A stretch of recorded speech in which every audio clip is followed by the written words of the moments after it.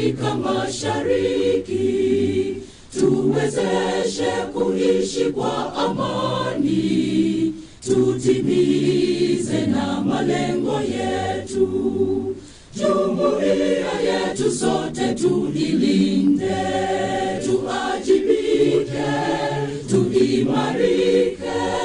Umoja wetu ni nguzo yetu, idumu jumuiya yetu.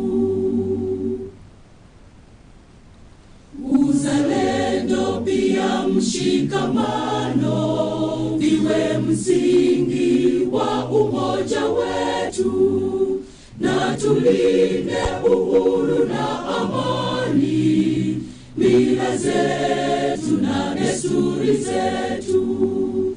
Jumuiya yetu sote tuilinde, tuajibike, tuimarike.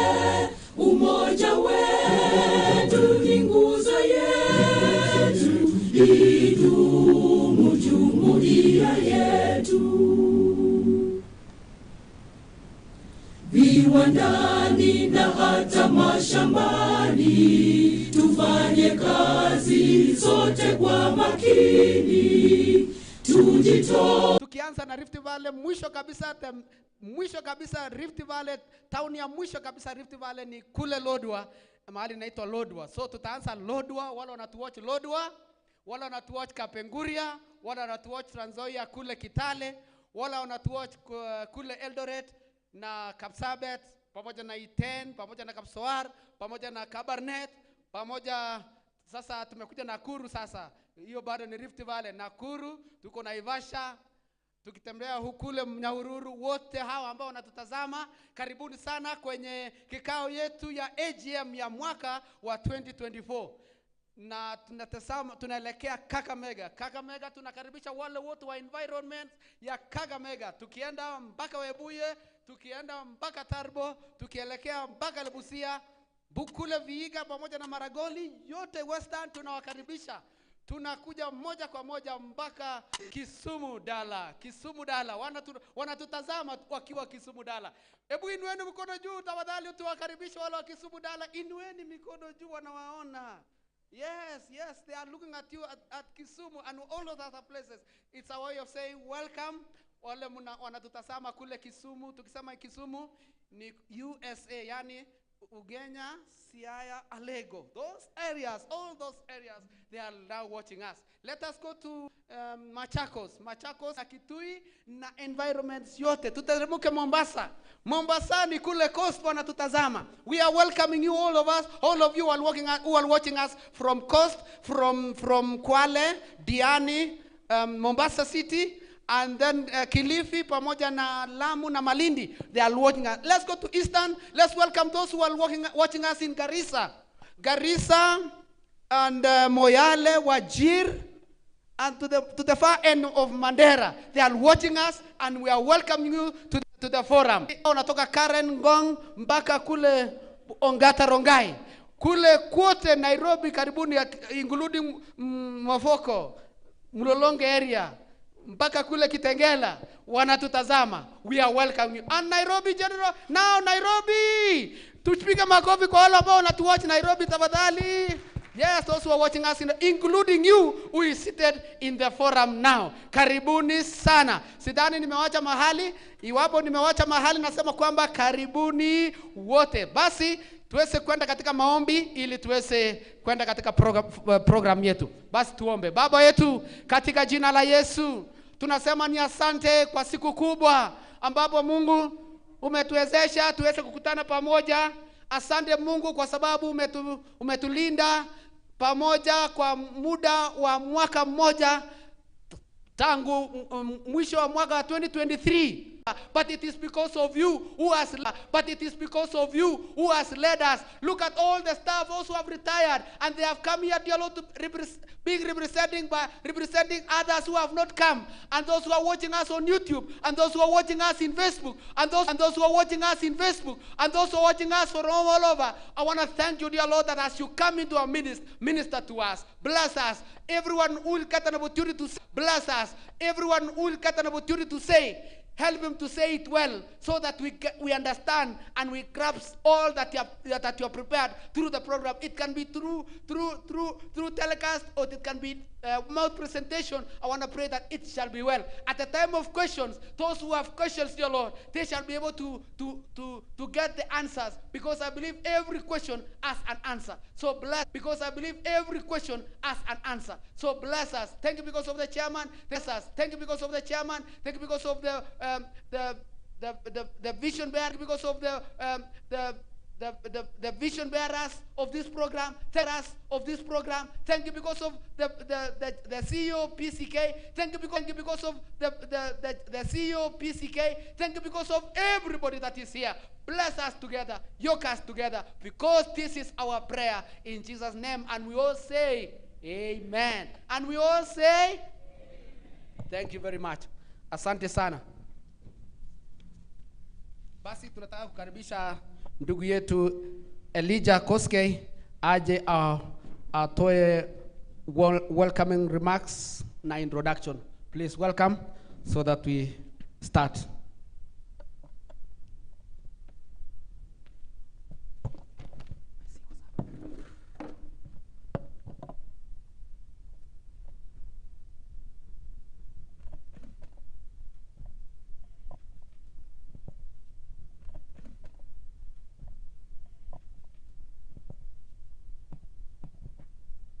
Thank you so much, MC Sawe. We try as much as possible to get resources from within. MC from POSTAL, venue, POSTAL. So thank you so much. Yeah, it gives me great pleasure to welcome all of you to our annual general meetings. These are the Retirement Benefits Act. This is the 15th meeting for SRBS, that is the new scheme, and the 23rd meeting for Postal Corporation of Kenya.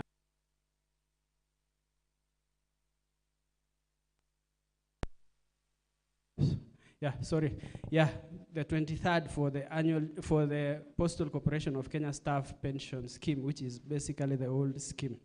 So I wish to welcome each and every one of us to our meeting today. Going to the leadership and governance of the scheme, I just want to highlight how the leadership and governance structure of the scheme is. We have, the scheme is managed by a board of trustees who have appointed a team of secretariat staff to manage the scheme on a daily basis in accordance with the trust deed and rules and the Retirement Benefits Act. The trustees, I want to introduce to you the trustees of each of the schemes, but present. Ms.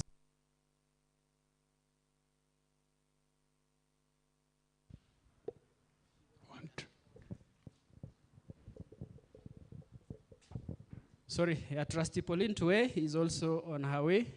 We have trustee. We have those who are also following us on YouTube, and we have those who are following us via Microsoft Teams conferencing facility. So I wish to welcome you once again, and let's engage, let's get to understand our schemes, let's get to understand where our assets are, let's get to understand where our benefits are. And I want to make a special recognition still to our pensioners. These are people who have retired.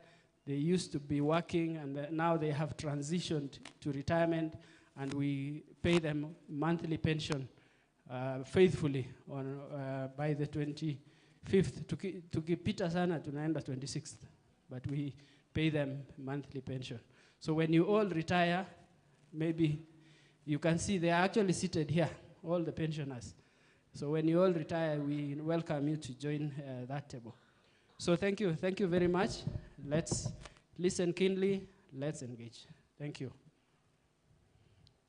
And again, just to cover what I need to cover, instead of going to sit down, I want to read the notice of the annual general meeting in accordance with the law. This is to notify all members that the 23rd and the 15th annual general meetings of Postal Corporation of Kenya Staff Pension Scheme and Staff Retirement Benefit Scheme respectively, will be held both physically and virtually on Thursday, 15th of May, 2025 from 9 a.m. Those who wish to attend the AGM physically are welcome to do so at City Square Post Office, Mezzanine 5 floor. The event shall be streamed live through Microsoft Teams, YouTube, and Facebook, and those who wish to attend virtually will be required to register beforehand. All members, that includes those who are active, those who have retired, those who are deferred members, dependents of deceased members are requested to attend the AGM through any of the mediums that we have mentioned. The agenda of the meeting is introduction and opening remarks, reading of notice, convening the AGM, confirmation of minutes of the previous AGM, that is the minutes of the 13th, I think, yeah, 13th and the 22nd annual general meeting, a report of the financial statements for the year ended 30th June 2024, chairman's report, receive a report of service providers, the ones I have mentioned, that is fund managers, the custodian, the actuary. We were also supposed to receive a report from RBA. If they are present here, they will also give us a report. We'll then receive questions and answers and clarifications to give clarifications to members, and lastly, vote of thanks. So, so this, in compliance with the law, is our AGM, annual general meeting for the both SRBS and for SPS. So thank you very much. So without, let me go to the next agenda item. That is, I have done the reading of notice. Let me go now to the confirmation of minutes of the last annual general meeting. And you will notice that we are doing things differently this time around. We have created a portal through which members can be able to interact with these documents anytime, anywhere in the world. For as long as you're in a place where there is internet and you want to follow, you can be able to go to agm.postal.co.ke and be able to follow. So we did share information regarding how to access these documents, and we want to believe that you have gone through the minutes of the last meeting. But I still want to rush through the minutes so that we are able to be in the same page, all of us. So, so the minutes of the last meeting, let me just open.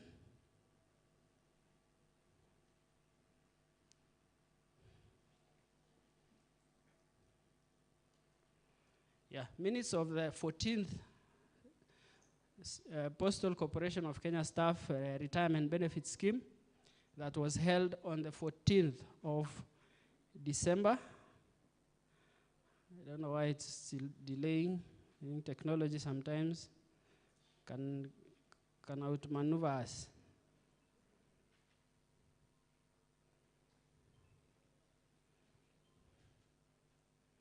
Okay, can we open?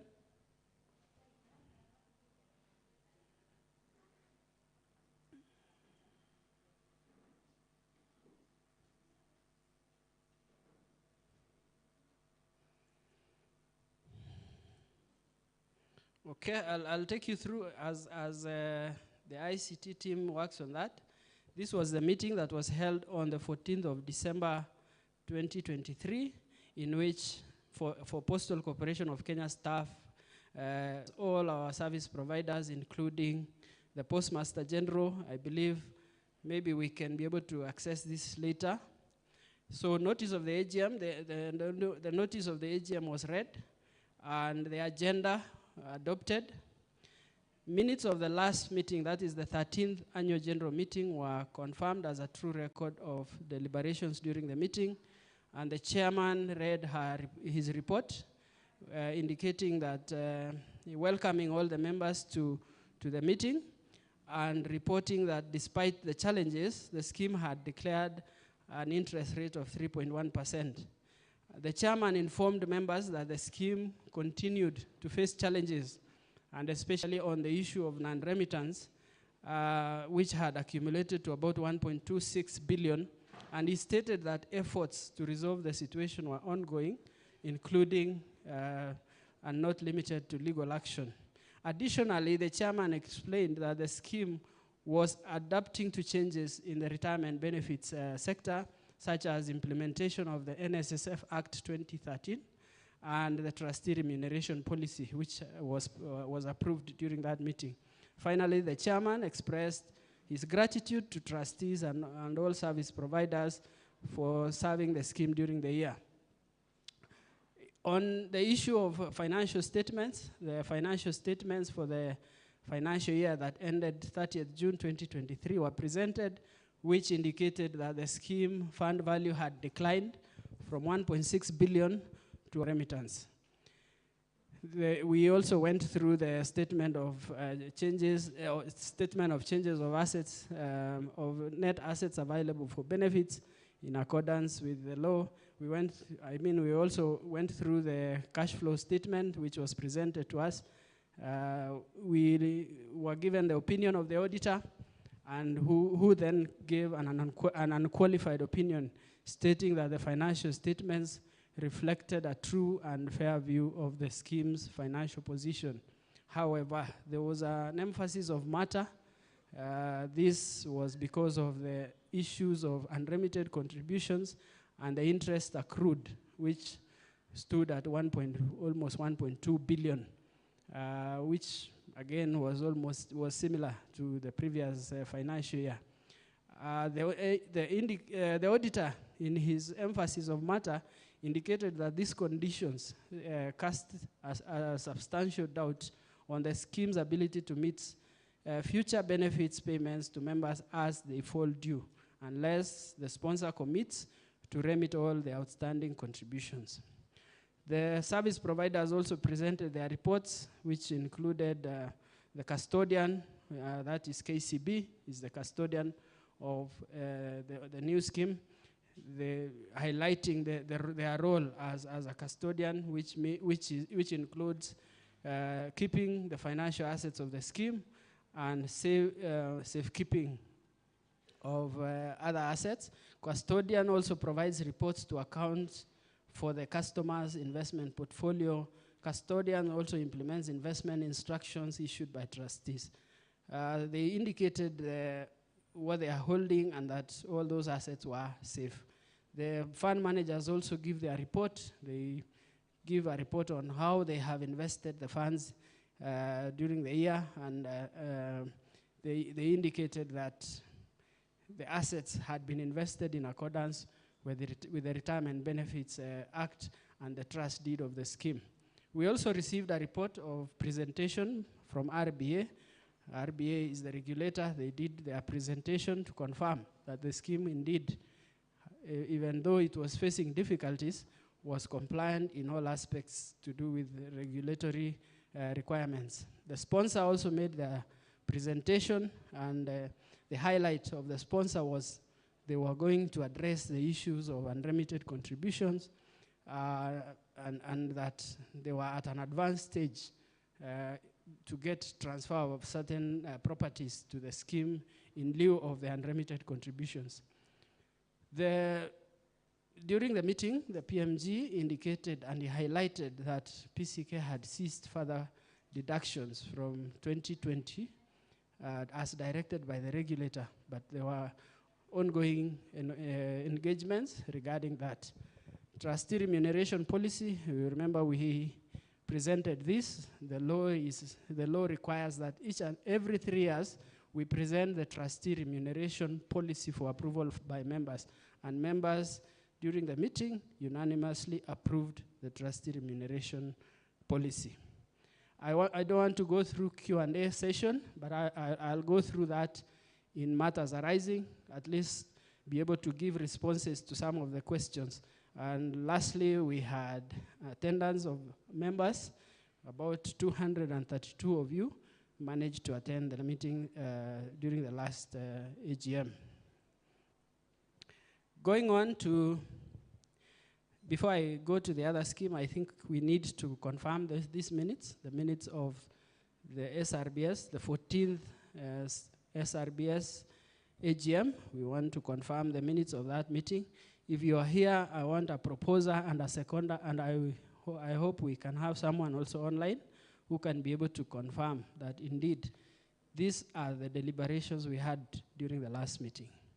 So I need someone to propose the adoption of these minutes, or the confirmation of these minutes.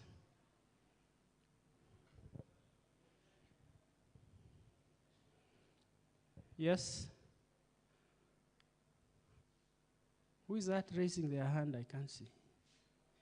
If you are here and if you attended the meeting, it is procedure that we confirm the minutes of the last meeting. I thought you would have given them time for those who are around at that particular meeting. Okay. Do the expressions that are arising from the minutes before you confirm. Okay. Well guided. Let me go to the other scheme. Let me go through the minutes of the other meeting, the SRBS, the SPS. So we usually have the same day we have the two parallel meetings. They are really not parallel, but we do it at the same time to save on cost, because we manage all the two schemes as one secretariat. So again, we had our 22nd meeting of Postal Corporation of Kenya Staff Pension Scheme. That is, we usually call it the old scheme, where we had all trustees attending. In attendance, we had also all the service providers, as well as the staff, as well as members, the 232. You know, sometimes you find most of the members are in both sides. So the 232 members who attended, again, we received the report of the chairperson, and the highlights of these reports, especially of the chairperson, is to indicate the level of assets and how the schemes are being managed. And the chair informed members that the assets of the scheme had decreased from about 5.81 to about 4.8 due to changes in the financial assets and the valuation of assets. So you can see in the financial statements, which are on page 4, that the scheme fund value stood at 5.037, again is compared to 5.377 in the previous year. So the scheme again is managed in accordance with the Retirement Benefits Act, and the auditor also gave their opinion, which was unqualified, but again there was an emphasis of matter, and the emphasis of matter in this case was the overexposure on the property portfolio and the low return on which is causing a strain on the other financial assets because of its poor performance. The property market has not been very good. And he noted that the contributions having been discontinued, you know, this is a closed scheme. I believe we all are aware that this scheme was closed on 31st of December 2009. So it's operating as a closed scheme, basically surviving on investment returns from the properties, from all other financial assets. We also received a report from the actuary. Again, I don't want to repeat. The actuary's role is to ensure, to advise on the financial aspects of the scheme. We also received a report from the custodian, and as I said, the custodian's role is to ensure that the assets of the scheme are safe. We also received a report from the fund managers and also the property managers, where they manage different properties. Mombasa GPO, you are aware, Ronald Ngala, and the other two residential properties in Nairobi. So they reported the challenges that they are facing and what income had been realized from the properties. We also received a report from RBA, who presented their report confirming that the scheme was managed in accordance with the Retirement Benefits Act, despite the issues, small issues, especially on property, which was above the limit. You know, as a regulator, they ensure that schemes are managed in accordance with the Retirement Benefits Act, and part of the Retirement Benefits Act is to ensure that you are not overly exposed on property which is not liquid. Because when people retire, they need cash. They do not need the building. They need money to survive. The sponsor also gave a report and actually appreciated the role trustees played, because the scheme was 112% funded, meaning the scheme assets were able to meet the liabilities, both present and future, and still have a surplus of 12%. So we'll still be giving you a report for this current year. Trustee remuneration policy again was presented and approved by members. So, so can we then go ahead and confirm the minutes of the SRBS? Martha, you're proposing? Or, yeah, I'm seeing your hand. Thank you, Martha. Martha is proposing. Seconded by? Do we have someone online? Yes. The name has disappeared. Maybe you can give her the mic. Jacinta. Ah, sorry. Sorry, I'm getting old. Jacinta has proposed. We go to the the old scheme. Proposer, who was in attendance. I can see quite a number of pensioners are present. Were you present? Who was present last meeting so that we can propose and adopt the minutes? Yes, Halima? Yeah? Hadija, sorry, Hadija. Proposed by Hadija, seconded by? I need a seconder. These are minutes of our last meeting. Okay, as you think about that, let me go to the matters arising. The matters arising I'm going to present are almost similar issues. Maybe you can help me, IT. Let me see the matters arising.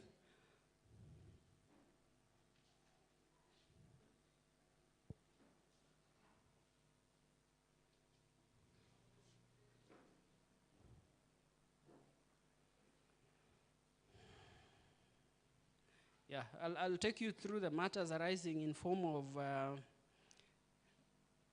it's not very clear, let me just, yes. During the last meeting, we had a question from Pamela Okoye, who asked, I thought by joining the new scheme, I'm now permanent and pensionable. Do new employees have an option? Our response to that is that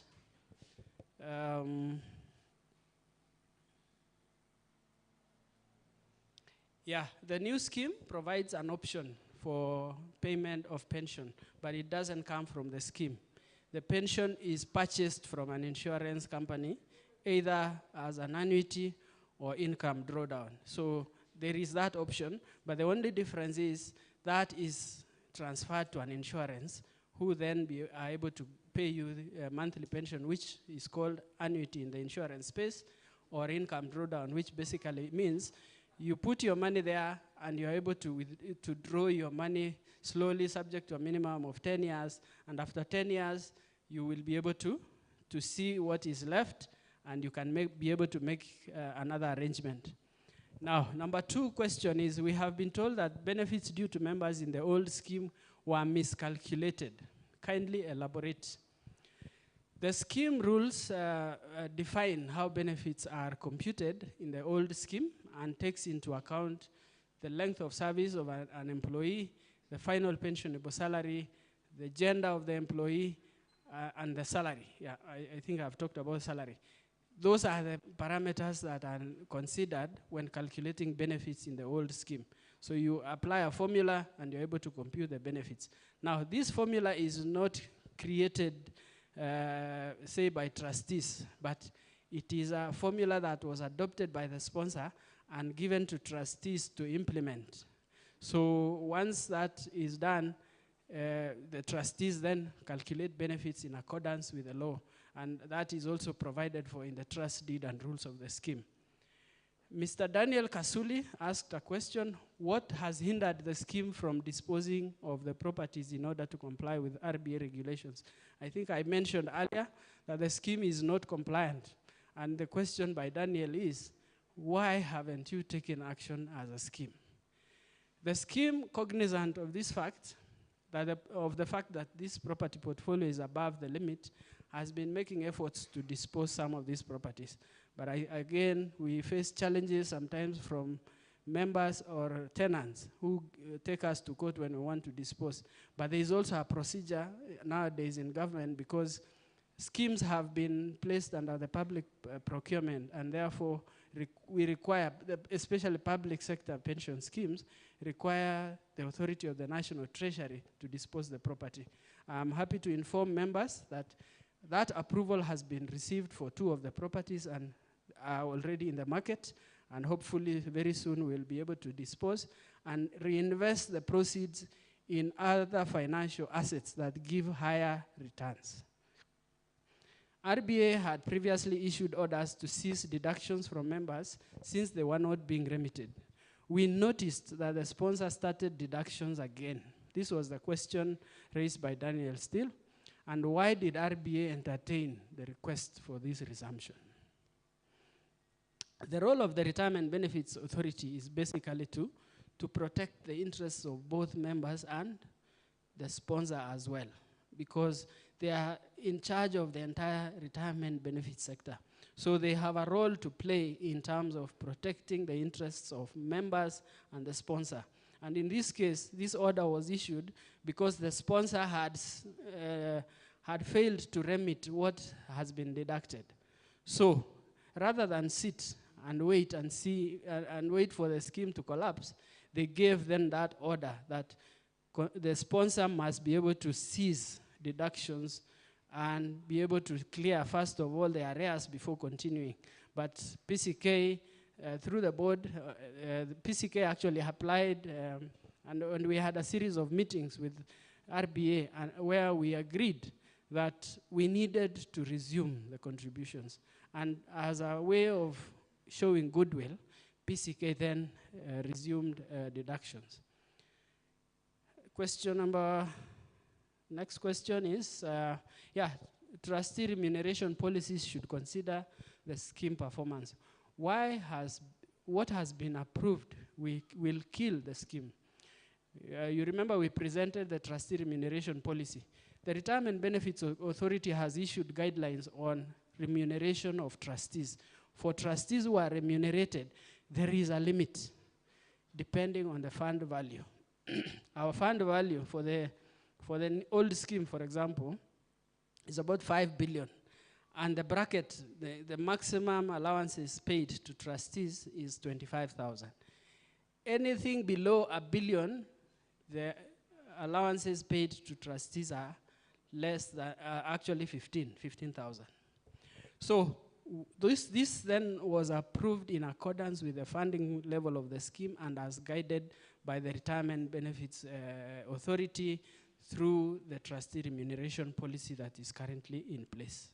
So, in fact, if you look at that policy, it is actually encouraging schemes or trustees whose schemes have a higher fund value to earn more, because it's like motivating them to work harder to earn more if they are remunerated. So there is that option. So there's a bracket on how trustees are remunerated. We also had a question from Florence Nyariro, who realized that the property income is very low. What are you doing about it? I think I have mentioned this, that the trustees are making every effort to increase rent. In fact, if we have pensioners here who are resident in some of our properties, they should realize that rent now has been increased to market rates. And many people are starting to move out to pave way for market rent. We are now getting, for example, the Lantana property, we are now getting 60, having increased rent from 24, and people are complying.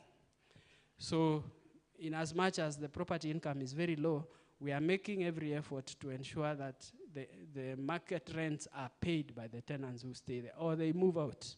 In fact, many of them have actually moved out. Mr.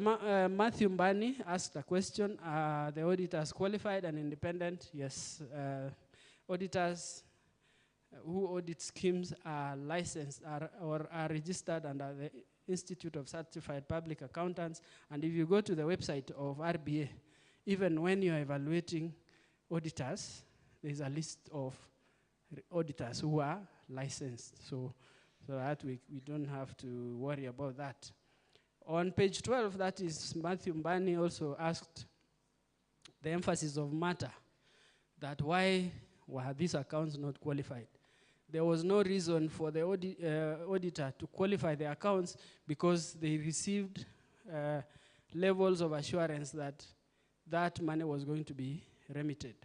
Because, as I said earlier, the sponsor committed that they were in the process of transferring certain assets, and therefore there was no reason for the auditor to qualify the accounts. Faith, are we permanent and pensionable staff? Yes, if you're in the old scheme, you are permanent and pensionable. If you're in the new scheme, you are permanent and pensionable, but your pension does not come from the scheme. You transfer to an annuity provider who gives you a pension. So you're permanent and pensionable. If, I think most of the staff or the senior staff in PCK now have been placed on contract, and that is the difference. Either you are permanent and pensionable or you're in contract. Is there a future for the scheme? Or are we just enriching trustees? That was also a question from Faith. The scheme, as reported by the auditor, is a going concern, meaning that it is able to continue into the foreseeable future and able to meet its obligations. Once this issue of non-remittance is addressed, the scheme, we believe, is going to grow. And you will see even from the current report of the chair is going to show you that even though we reported the scheme at it was 1.3 in the last financial year, and it was 1.6 the previous year. This year, as we speak now, the assets, the scheme fund value is 1.56. It's going up. It's not going down. It's going up. So we believe the scheme is going to continue as a going concern and will be able to meet its obligations. Joseph Moore asked what effort is being put in place to settle rent.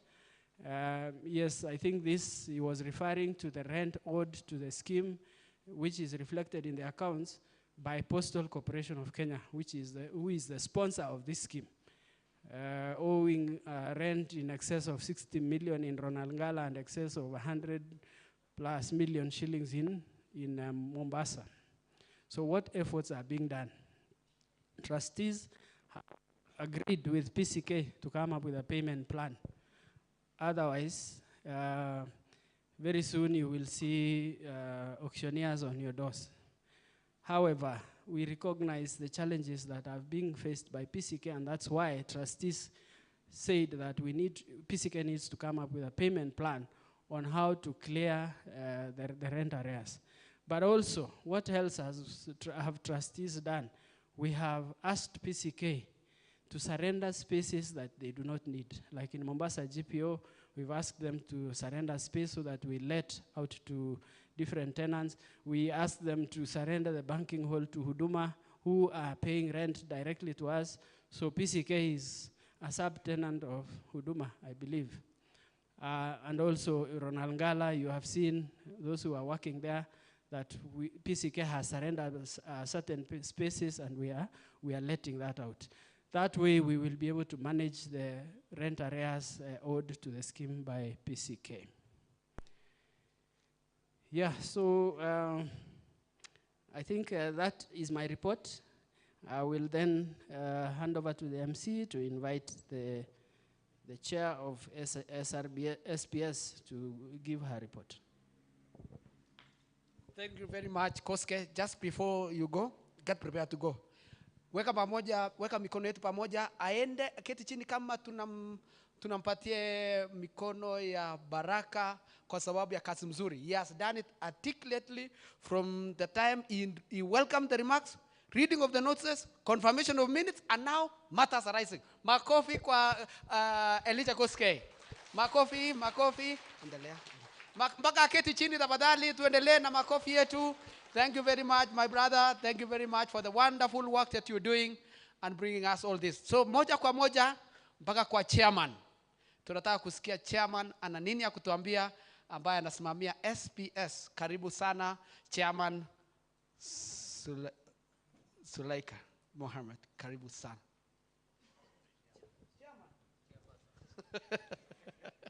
Asante sana. Karibu sana.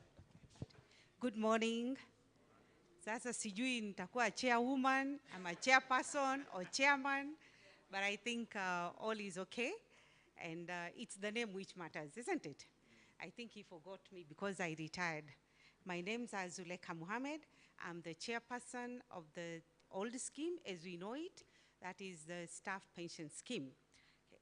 Now, I think most of what has been said has covered is covered in my report, but I think I'll still go through it.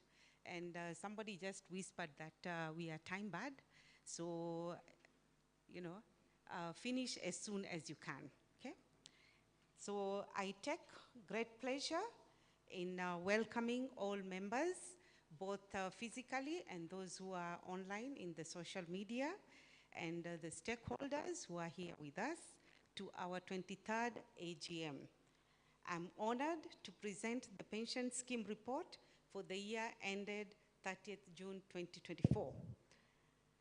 As you are well aware that the year ended with characterized by a challenging investment environment driven by volatility in the equities market, persistent inflation, and reduced government spending. You know why, isn't it? There are quite a number of challenges in our country, and this has affected the performance of our scheme. So these factors posed significant hurdles to achieving optimal returns. And here we are saying optimal because we had a goal, but we achieved part of it, but we didn't reach where we wanted to. Nevertheless, I'm pleased to report that the growth momentum and positive returns recorded in the previous financial year were sustained during the year under review. This resilience reflects the effectiveness of our scheme, investment strategy, and prudent financial management. Just to talk about the scheme, because we have two schemes, and I'm sorry to say that most of us sometimes are not able to differentiate between these two schemes, okay? Now, the SPS scheme, which we know it as the old scheme, was closed to new members on 31st December 2009. As such, it now operates as a closed scheme. All employees who are pensionable as at 31st December 2009 are members of the scheme, whether retired or in active service. The scheme has approximately 2,200 pensioners receiving pension from the scheme on a monthly basis.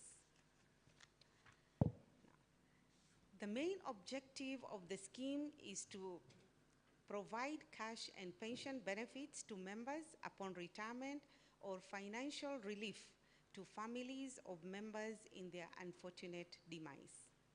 We are pleased to inform you that our members have been successfully receiving their pension, and the payments which we did this financial year were approximately Kenya shillings 372 million. All these were dispersed to our pensioners, those are our members, and those members who passed on, so they were getting the reprieve for 5 years. Okay. This also demonstrates the scheme's continued commitment to meeting its obligation and safeguarding the welfare of its members. Now, briefly, I want to talk about the activities undertaken during this year. Now, in accordance with the regulation requirements, the scheme is mandated to undertake an actuarial valuation every 3 years to assess its funding position. Okay? You know, this scheme has some assets, and on regular periods, we are required to confirm that the assets which are there will be able to continue serving our members in terms of payments. Now, the most recent actuarial valuation conducted was at 30th June 2024, that was last year, and it confirmed that the scheme funding level is healthy at 100.3%. Okay? This exceeds the statutory minimum funding level of 100% required for defined benefit schemes. We are supposed to maintain our scheme funding level at 100%, but you can see it's a bit higher, okay? Good. Now, this surplus of 0.3% of the fund value translates to 14 million, okay? Now, these results affirm that the scheme's ability to meet its current and future pension obligations to its members is confirmed, and that we don't have much to fear about. Now, the other activity which was taken under this year was the property valuation, and this is in accordance to the rules and regulations to ensure that, one, if a scheme has properties, then you know, the market usually changes. So we are supposed to ensure that the scheme or the property is valued at market value on intervals, yeah, which is normally 3 years. Now, the most recent valuation was done on 17th February 2025. This is this year, and it indicated that the property value stood at 3.3 billion 339 million shillings, compared to the last time when we valued our property, which was falling at 3.2 plus billions. Okay? This shows that the property value has increased by 100 million. Okay? Now, this positive appreciation underscores the scheme's prudent investment approach in the management of its real estate assets through partnership with experts in the real estate space. I think our fund administrator confirmed that we normally have professionals who guide the trustees on prudent management. Okay? The other activity which was taken during this year was revising the strategic plan, and we conducted the strategic review to guide our operations in the next financial year. As we said that the strategic plans normally guide you, yeah, but they're also periodical because of the changing environment. So we also reviewed the strategic plan, and it is designed to ensure sustainability, protect member benefits, and enhance long-term value for its stakeholders.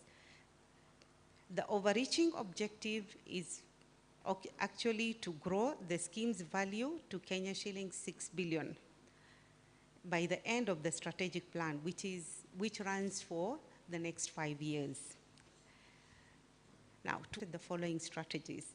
I'm going through these very fast, and this is just a summary, but the details are there in the strategic plan, and once it is ready, we'll share in our portal so that you can go through it and put the trustees on their toes by asking whether they're meeting those goals or not. Okay. One is disposal of low or non-performing properties. I think our trust secretary has mentioned that our property portfolio is at 63%. Yet, it is not giving us value for money. And as trustees, we have been trying to offset, or rather to offload these properties so that we get cash and invest it in financial investments, which will give us better returns. The second one is operational efficiency and innovation. You know, the country and the world at large is moving away from manual to digital, and a lot needs to be done in the scheme to ensure efficiency. Of course, there is also diversification. We have mentioned that these assets, this is a closed scheme, and because of risk, we can't invest all our financial assets in one area. We need diversity, isn't it?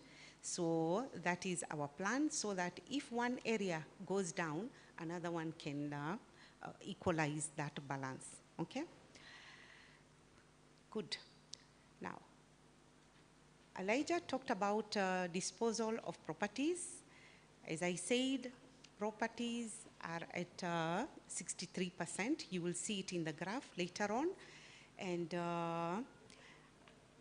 it is the biggest portfolio, but it gives us the least return on investment. So we want to dispose these properties so that the monies which we get from them are invested in financial assets so that we can get better returns. Okay? And of course, operational efficiency and innovation. You have seen quite a lot of innovativeness and efficiency, but that doesn't stop there. We still want to improve and make sure that our members are handled very well. They get information or data, whichever they require, at their own convenience. Yeah. Okay. Diversification, I think I've already mentioned. Yeah, we want to diversify and get alternatives to avoid concentration risks and maximize returns. Okay. Now, I'll go to the scheme performance. As I said, the fund value of the scheme decreased from Kenya shillings 5 billion plus as at 30th June 2023 to Kenya shillings 4.803962,396 as at 30th June 2024. However, the property values increased from 3.3 billion to from 3.2 billion. Okay? Now, this decrease is attributed to change in fair value of financial assets, which declined by Kenya shillings 233 million during the year, and payment of retirement benefits of Kenya shillings 371 plus million, coupled with the fact that the scheme is closed and only meets its obligations through return on its investments. Now, what it basically means that we are not getting a lot of money from members. It's only the properties and the financial assets which give us return on investment. And this is not enough to cater for the members' payments, which we do every month. Okay?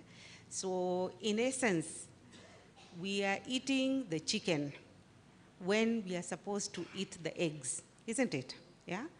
And if this trend goes the way it is, we might be left with nothing much.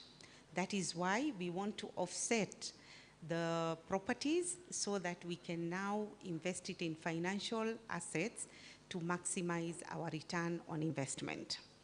And on that one, I think members, you can support us, yeah? You have seen adverts in the dailies, yeah, that we are selling the Ronald Gala post office building. And if you get anybody who is interested, please refer them to the scheme so that we can offload that one. There is also a property in Voi, which is, I think, an acre or so, yeah, a quarter of an acre, but it's at a prime area. So those who are interested can also come forward, or if you know anybody who is interested, then you can refer them to us. Okay. Now you can see that graph there. It shows the fund value of the scheme for the last 15 years, that is from 2010. You can see that the value was at 3.5 billion in 2010 up to last year in 2024, going up to 4.8. So you can see the value is increasing, isn't it? Yeah. However, the members' payments are also increasing. More people are retiring, and more money is needed every month to pay members. Okay. You can also see those numbers in red. Those are the payments which we do every year. Okay.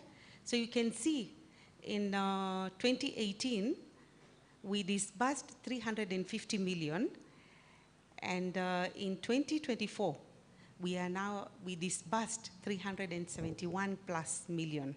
So the amounts on payments are increasing, okay? So this is where the dilemma is, okay? But I think with the prudent management and good investments, we'll be able to overcome this hurdle, okay? Then as part of interest, members, you need to know the property portfolio. Okay. Sometimes these digital things let us down, and that is why I'm using hard copy for Plan B. Okay. Once it comes, then you will be able to see it. But we have the Mombasa GPO. I'm sure most of us know where it is. This is on Digo Road, Mombasa, which has been valued at 1.2 billion. Ronangala building, which is the one which we want to sell, it's currently valued at 420 million, and we want to sell it for more, isn't it? Because we are good business people. So if you know anybody who is interested, please refer them to us. We also have the Lantana Mansionettes. These are in Westlands, and they are valued at 1.1 billion. Then we have the Lantana Flats. They are also in Westlands, valued at 138 million. We have the Riverview Apartments on Likoni Road, Kilimani, which are valued at 385 million. Yeah, those are there. And then, of course, the Voi Karioko land, valued at 6 million. Okay. So, now, I don't want to repeat that the property portfolio is the largest at 63%, yet giving us the least in return on investment. Okay. Now, the challenges which have faced the scheme are numerous, you know, but we don't want to go through them today, yeah, but I'll just mention a few which are court cases, especially on the in Lantana and the Riverview Apartments. Then, of course, there is the low rental income, which I think we have managed to review in due course, but it has taken us almost 10 years to come to this level. Also, we have low occupancy, especially on commercial properties, like in Ronangala and Mombasa GPO, which were also affected by the COVID period, but it is picking up now. Okay. Again, these are buildings which were inherited when the scheme was formed, and they are old buildings, I'm sure you know them, and they require a lot of maintenance, yeah?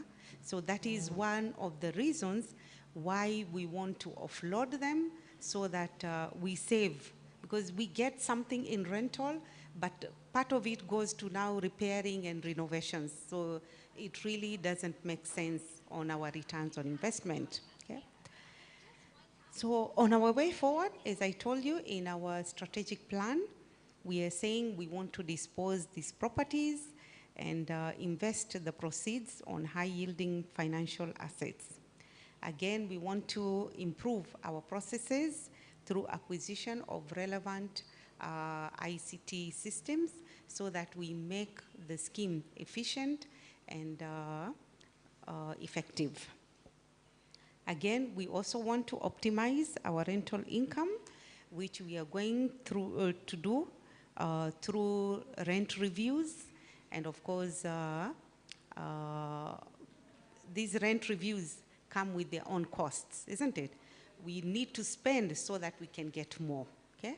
But we are going to get there. I think basically I've mentioned what we have done so far. Of course, 10 minutes is not enough to tell you what we have done throughout the year, but these are just the highlights, and some of the other information you are going to get from our service providers, okay?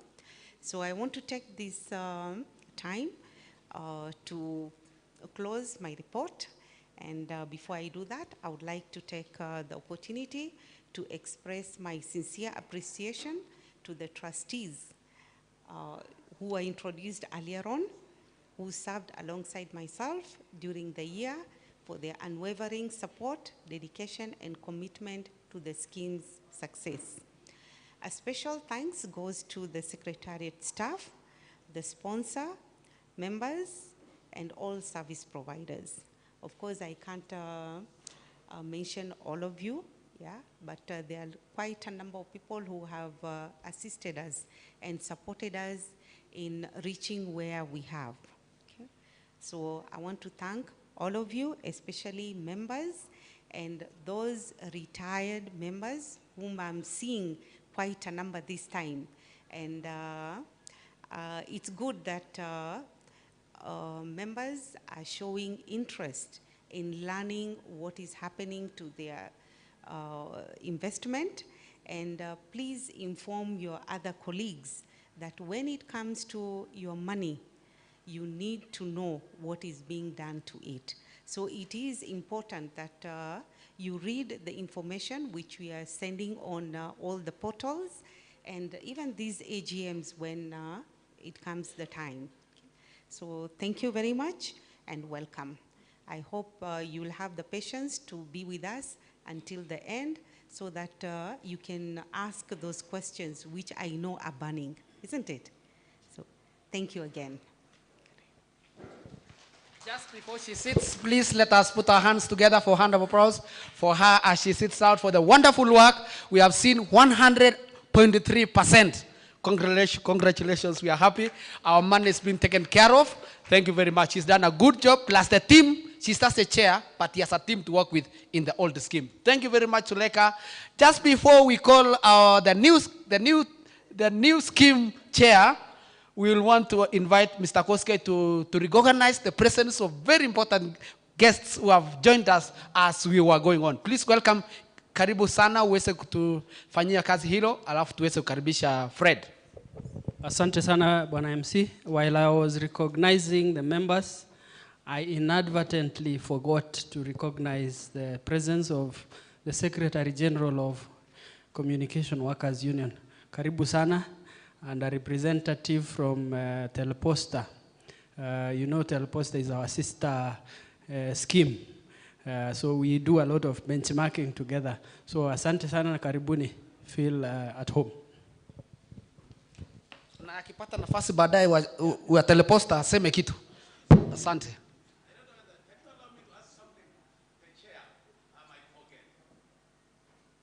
I don't know now, because in my program, question time will come. What do I do? Okay, andika tu chini tafadhali, mtu ameniambia. Bas karibu chair kwa sababu time ya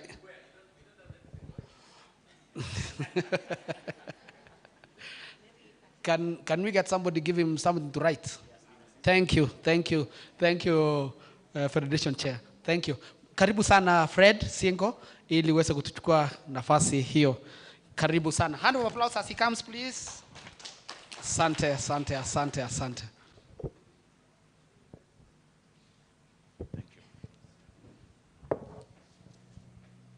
Everyone, thank you so much. I'm going to do a report as the chair of the new scheme.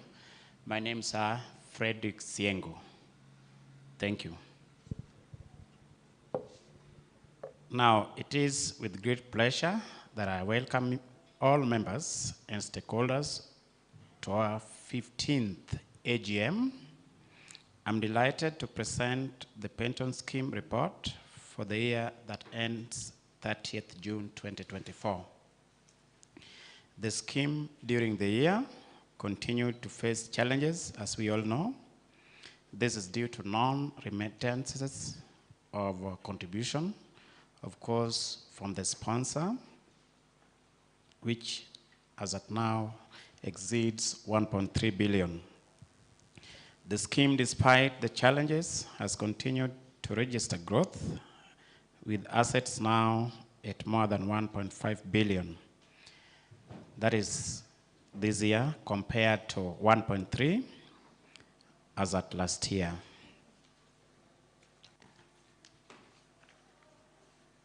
Now, our fund value, I know you will be told, but in a nutshell, the value of the scheme's investment portfolio increased from Kenya shillings 1.284. That one was at June 2023 to 1.311 as at June 30th, 2024. The increase is attributed to improved performance and, of course, lower withdrawals compared to the previous year. Investments. The scheme was able to declare an interest rate of 9.9% on the member statements as of 30th June, that is 2024. Members are encouraged to log to the portal available, and that is our portal, to view and download their statements. The scheme will no longer print fiscal statements. This is basically to save on cost and to give members a convenient way to interact with the scheme. If you look at our the screens, you are seeing the trend, the status of our assets, of course, from the time of establishment to date. They indicate what we have already said here about the fund value. Now, the status of the scheme assets. The scheme fund value has continued to decline. This is due to impairment of interest that had been charged on the unremitted contribution based on the provision of Section 53A of the RBA Act. The impairment was informed by the advice that the scheme charges interest using the average 91-day treasury bill. This rate is until such a time that the court case will have to be concluded. We are all aware that the new scheme has a live case within our jurisdictional territories. Now, the above fact explains why the scheme drastically declined from a high of 3.8 billion to now 1.3 billion, coupled with non-remittance of contribution for the last 9 years from the sponsor.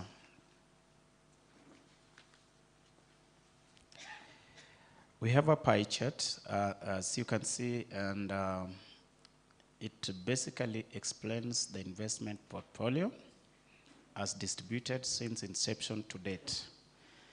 The status of the unremitted contribution in payment of retirement benefit. The scheme continues to face challenges as a result of unremitted contribution dating back to June 2015, as we all know, which have now accumulated to over 1.315 billion. This is before the interest is of course added. The scheme has continued to charge interest in accordance with the law and the trust deed. PCK, in compliance with a court order to stop employee pensions deduction, ceased the deductions, as we are all aware, on 1st January 2025. We have the status of the unremitted contributions and payment of retirement benefits. Failure to accrue contributions by the scheme as required by the trust deed and rules by updated to recognize the non-remittance. Effectively, this now means the scheme will not be able to continue in its current form. Then we have the status of the unremitted contribution and payment of retirement benefit, now in the blue bulletin. We have the receipt of a contribution that is totaling to 98,563,322 in respect to 277 of the members who have since left the service. They have received these, and it has been paid to them. However, over 1,586 members have since left the service. Trustees, in consultation with Postal Corporation of Kenya, are working on ensuring payments in respect to the members who have since left the service are paid, as they also work on the contributions not remitted for employees still in the service.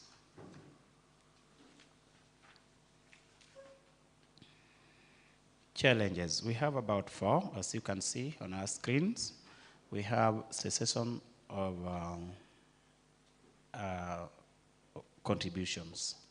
Members, you're aware that PCK stopped remitting your, of course, monthly deductions or contribution to the scheme. We have aging members. People are just, of course, about to retire, or those who have already left the service, as has been said. We also have the unremitted contributions, so many. And lastly, the winding up. Back, we are aware that, sometime back we are aware that we were taken to court by RBA, and you also is aware that we had also took the scheme, the sponsors to court for non-remittance of your dues to the scheme. So it is true that we have a number of proceedings within our courts. Way forward. Consultations between trustees, the sponsor, and the National Treasury are still ongoing to settle the outstanding liability. In an effort to hasten this, to hasten the process of the transfer of course, the properties, trustees moved to court, you are aware, in 2017 to compel Postal Corporation to pay the unremitted contributions. The matter was ruled in February 2023, where PCK was given 120 days to compute and confirm the outstanding amounts and to file in court the schedule of properties to be transferred to the scheme with the same respect. retirement benefit sector changes, tax exemption. I think by last week, we are all aware that there was a pronouncement which was made by the government. Now, all retirement benefits are now tax-free after the government accepted all the related taxes. Previously, only those who had attained the mandatory age of retirement, the over 65 or so, would be given or would be exempted from tax payment.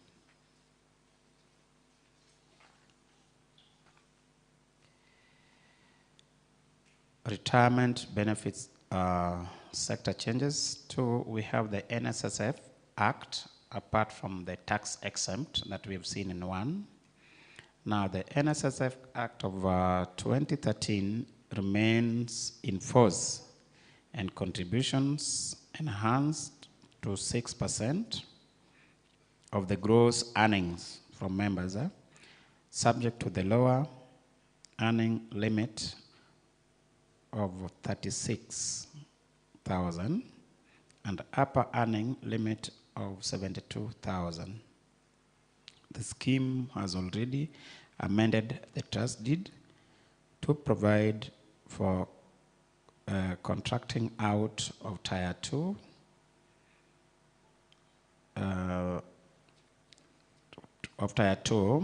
NSF contributions to the scheme.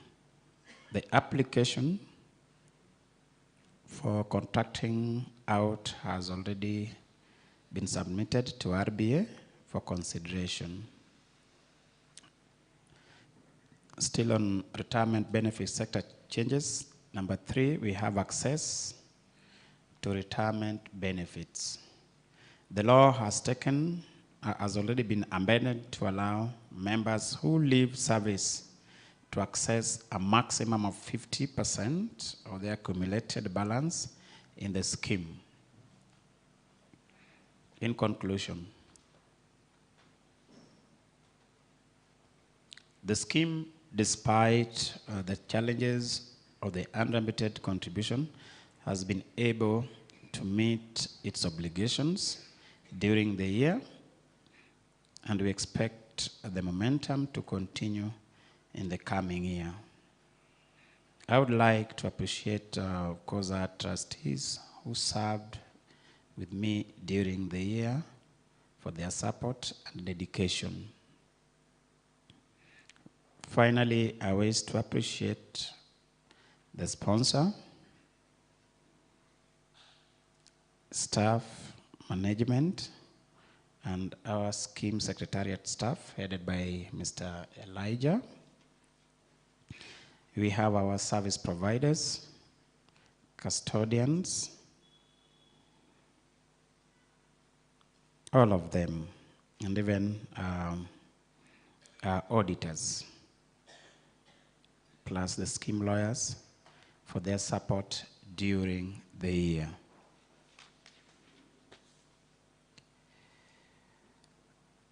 We would also like to thank RBA for understanding the situation faced by the scheme and working with us towards protecting the interest of both the sponsor, even the members themselves, in line with their mandate. Lastly, we wish to thank all the members for actively participating in the AGM today. We reiterate trustees' commitment to ensure that the scheme is well managed for the benefits of its members, that all efforts are being made to ensure the scheme continues to exist in the foreseeable future. Now, a copy of what we have transacted here today is found within our website. You can visit and find everything there. Thank you, and may God bless you all. Thank you, Mr. Srengo. as you've heard, things to do with the figures, needs, clarity, and he was very calm, very eloquent, so that you may understand. Vitu kuhusu hesabu hazina haraka. Mtu alisema pesa haitaki kelele. So I hope you've understood. We just want to thank those people who are watching us through YouTube. There's a lady called Elizabeth Matego. Ako karibu na Uganda, that is in Busia County. Thank you very much, Madam Elizabeth. Kuna Zubeida hapo, kuna Patrick Rono, kuna Paul Kangeri hapo, kuna James Mugo Kamau. There are people following us, and that is a positive thing because technology is also taking effect. Yeah, that was just a short break so that you internalize what Mr. Francis was telling us, so that when questions come, you'll know which kind of questions you can offer. We are also receiving questions via the YouTube and Facebook, and they shall be taken care of. Otherwise, Mr. Sawe, kuja uchukue ushukani, ilibidi mimi niingie hapo kwa sababu mimi ni YouTube na wewe ni wale wa kitambo. Asante sana. Mimi ni Hanalo kwa sababu I am the MC representing all the retirees because I am also retired. So when I also call him, sasa yeye atachukua yasa ya wale wengine wote wako kazini. Wonderful. But let us take this opportunity to welcome Mr. Kimani for the audited report. Kimathi for the audited report, both old and new scheme. Karibu sana, makofi kwa yule wa kwanza, kwa ndugu yetu Fred, na sasa tunakaribisha ndugu yetu Kimathi aweze kutupatia audited statement. Karibu sana. Kwa Kiswahili audited report.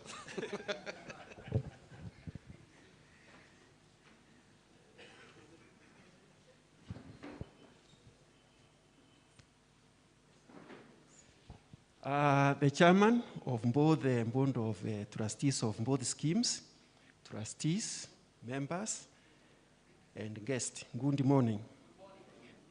Thank you for this opportunity to present the audited financial statements of the old scheme, which is called the Postal Corporation of Kenya Staff Pension Scheme. And I will do a brief presentation because of time factor. And the first statement I will present is the income statement, which summarizes all the incomes and the expenses transacted for the financial year ending June 2024. And during that financial year, the scheme was able to pay benefits amounting to 371 million. For the financial assets which were invested by the fund managers, they were able to generate investment income amounting to 271 million. As at the end of the financial year, those financial assets were able to have a realized loss of 19 million. The fund manager and the custodian were paid investment fees and fund managers fees amounting to 35 million, such that at that end of the financial year, the net investment income from the investments amounted to 216 million. In terms of admin expenses, which were allocated, which were incurred in that financial year, they amounted to 78 million. At the end of the year, the bottom line of the scheme, in terms of the net growth, the scheme realized a negative growth of 233,710,727, which compares with a bigger loss in the previous year ending June 2023 of 340 million. So actually there was an improvement from a bigger loss to a smaller loss. Members, the next statement I want to present is the balance sheet, which is supposed to summarize all the assets and the liabilities of the owned scheme. The total assets of the owned scheme, which trustees were transacting or holding on behalf of the members for the purposes of paying benefits, their market value as at 30th of June 2024 amounted to 4,803,962,396. Out of that, intangible assets, these are like the motor vehicle and the office furniture and computers. Their book value was 269,000. Property and equipment, 3.4 million. Investment properties, 3,222,000,000. And finally, the financial assets. Their market value as at 30th of June 2024 was 1,537,000,000, making a total non-current assets of 4,763,000,000. The current assets, the total current assets, these are basically the receivables and the cash bank balances. Their value as at 30th of June 2024 was 106 million. In terms of current liabilities, the benefits which were not paid as at the closure of the year, but they were paid in the following month or in the following month of the next financial year, amounted to 66 million. So members, that is the breakdown of the total net assets which trustees of the owned scheme were owning on the behalf of the members for the purposes of paying benefits. And on 27th of September year 2024, the trustees of the owned scheme confirmed that those were the total assets which they were owning on behalf of the members. Lastly, the next statement I want to present is the cash flow statement, which is supposed to indicate or confirm if the scheme was able to meet its obligations. And I want to confirm that the scheme was liquid enough to meet all its obligations, such that during that year, the scheme was able to make a total payouts of 461 million, out of which 402 million went towards paying benefits, including monthly pension in that particular year. Then the remaining portion of 58 million went towards making payments of the admin expenses. Cash flow from investing activities, during that year, the scheme was able to receive investment incomes in terms of interest income, dividend incomes, and rebates commission amounting to 292 million. And when you compare with the previous year ending June 2023, you will realize that there was an increment from 286 million. The custodian and the fund manager were paid a total fees amounting to that 5 million. Then during that year also, the scheme was able to purchase intangible assets amounting to 109,000. There was no capital expenditure in that year. The rest are basically the trendings of the financial assets in terms of purchases and sales, such that the cash generated from investing activities amounted to 331 million. I wish to confirm that the scheme was very liquid, despite the challenges it was experiencing in that financial year, such that it was able to close at a cash position of 230 million Kenyan shillings. At this juncture, I want to invite the auditor of the owned scheme, who is Koni Matengo, and the company associates to present their independent opinion.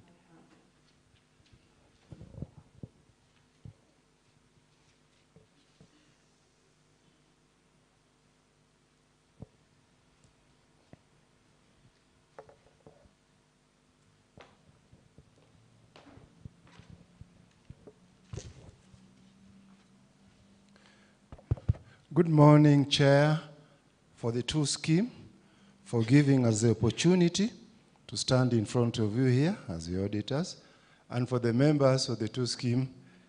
I take this opportunity to present to you the audited account of the old scheme, which is normally referred as defined benefit scheme.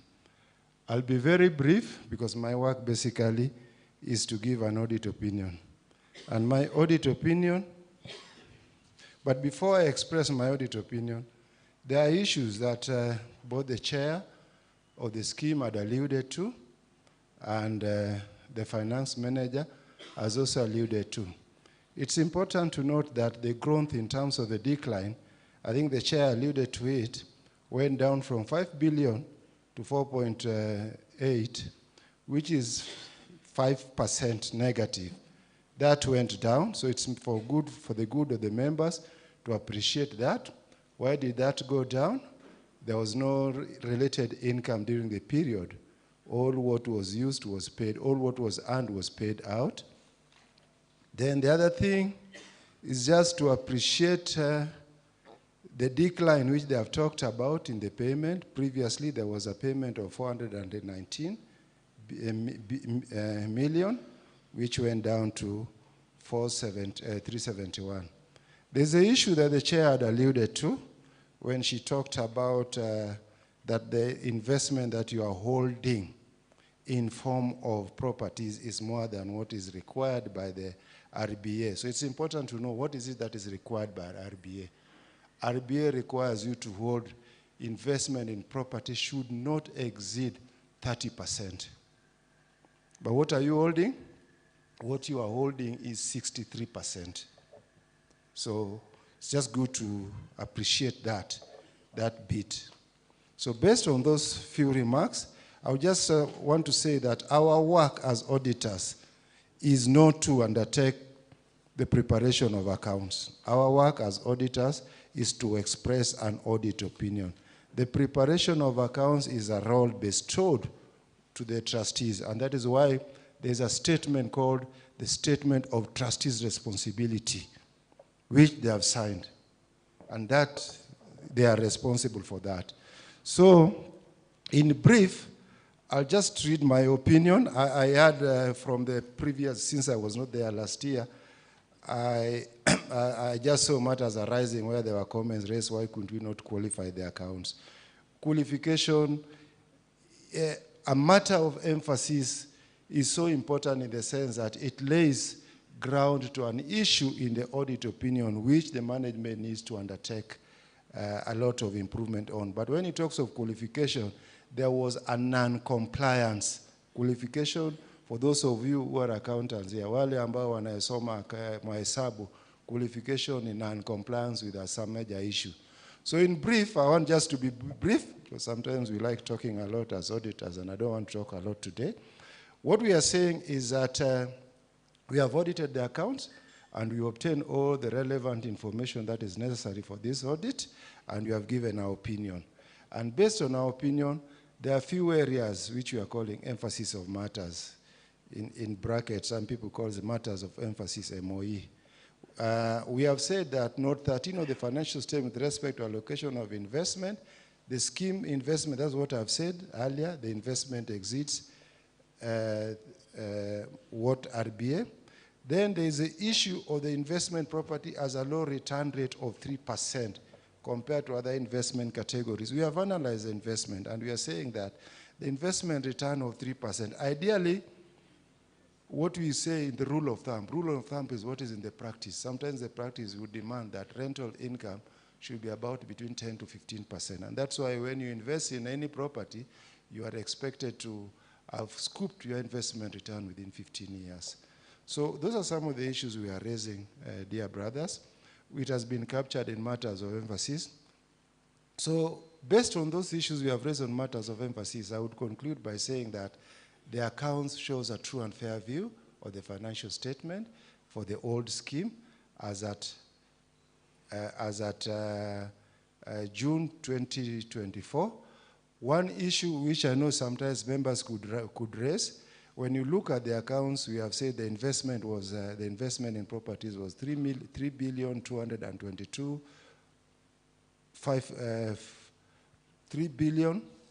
because there's a figure which is not agreeing to what the chair had read. So it's important to note that the disagreement or the variation is because the chair read a statement where there was a valuation of the property carried out in September, which was 3.33 something billion. That is what the chair read.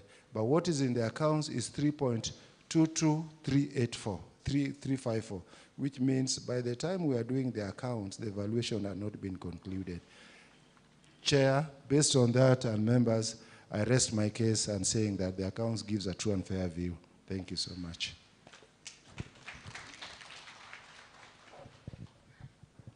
Thank you, Mr. Matengo. At this juncture, I'll take you through the other scheme, financial statements. This is the scheme called the Postal Corporation of Kenya Staff Retirement Benefits Scheme. I'll go through a similar format of the three financial statements, starting with the income statement, which confirms that during that financial year ending June 2024, the scheme registered a growth of 26,387,491. And that growth was generated as follows. The scheme was able to receive contributions amounting to 51 million. Then during that year, for the members who left service, they were paid benefits amounting to 98 million, making the amount from dealings with the members to stand at negative 47 million. From the financial assets which were invested by the fund managers, they generated investment income in terms of interest incomes, dividend income, amounting to 150 million. The same year, the same financial assets were able to experience an appreciation in terms of a gain amounting to 2,980,000 Kenyan shillings. Then the scheme was able to do what is called impairment to ensure that the fair value of the assets is reflected correctly, and that for that purpose, a booking of that 8 million was made. And lastly, the fund manager and the custodian fees for that year amounted to 4,190,000 Kenyan shillings, making a net return from investments of 110 million Kenyan shillings. For the purposes of running the secretariat, the DC scheme was able to get an allocation of admin expenses as follows. Admin expenses of 21 million, staff cost of 14 million, and lastly, we were able to book a tax expense of 249,000 Kenyan shillings. The next statement I want to present is the balance sheet, which is supposed to summarize all the assets and the liabilities of the DC scheme. The market value of the financial assets, which trustees were holding on behalf of the members for the purposes of paying benefits, and these are the ones which were invested by the fund manager. Their market value as at 30th of June 2024 amounted to 1,311,637,053 Kenyan shillings. Receivables, these are basically the amounts which were supposed to be received as at the year end, but the actual receipt was made in the subsequent month, in the next financial year. they amounted to 11,450,000. Cash and cash equivalents, these are the bank balances, stood at 41 million. And lastly, we had a tax recoverable of 395,000 Kenyan shillings, making a total current assets of 53 million. The second component is the current liabilities. And basically, these are the unpaid benefits which were booked in the financial statements of June 2024, but the actual payments were made in July 2024, which is in the next financial year, and that amount stood at 53 million. So members, as at the 30th of June 2024, the total assets which trustees were holding on your behalf for the sole purpose of paying benefits stood at 1,311,122,607. And the trustees of the new scheme confirmed those were the total assets they were holding on 27th of September, year 2024. In terms of the ability of the scheme to meet its obligations, the scheme was equally very liquid, and I wish to confirm that position through the cash flow statement, which confirms that during that particular year, the scheme was able to receive contributions from the sponsor amounting to 45,653,000. The actual payment of benefits for that particular year stood at 98,805,000. Towards payment of the admin expenses, the scheme was able to do payouts amounting to that 5,984,000, making the total from operating activities in terms of payouts to 89,135,000. From the investing activities, various trendings were carried out, such that from the receipts of investment incomes, the scheme was able to receive interest income and dividends income amounting to 166 million. The fund manager and the custodian fees which were paid in that year amounted to 4,190,000. During that particular year, various trendings were carried out to purchase equities, to purchase bonds and treasury bills and deposits, and also to receive cash from disposals. And I will not go through each element, but I wish to confirm that from investing activities, the scheme stood at a liquid position of 114,930 Kenyan shillings. At the end of the year, to confirm that the scheme was very liquid, it started with a cash position of 69 million. And following the increase in net cash and cash equivalents of 25 million, the closing position of the liquidity in terms of cash flow as at the 30th of June 2024 stood at 95,294,000. So basically, this statement is confirming that the scheme was very liquid to meet all its obligations in terms of payment of benefits within 13 days and the payment of service providers as stipulated in the payment terms of the various service level agreements.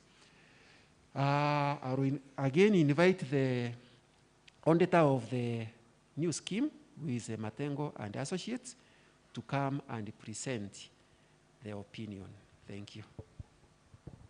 Thank you, Finance. As I'd said earlier, we looked at what the finance manager has presented, and we noted that it reflects the true position of the transactions during the period.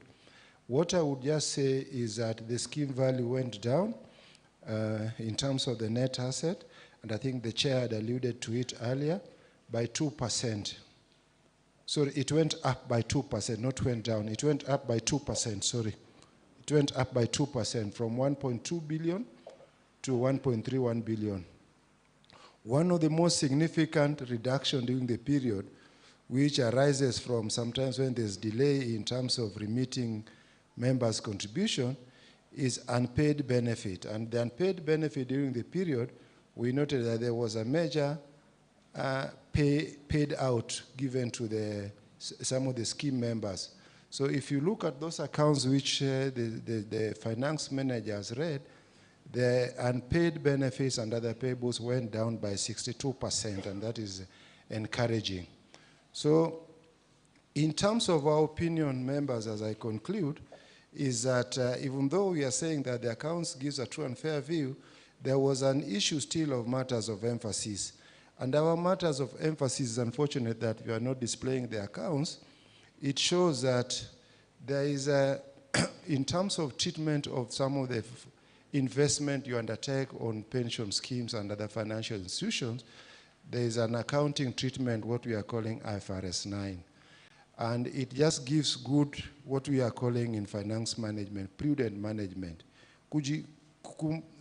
to manage it well. So in terms of the scheme, you might be seeing that the scheme value is 1.3, but the actual value should have been more than that. Why? Because of the debt that you are being owed by the sponsors.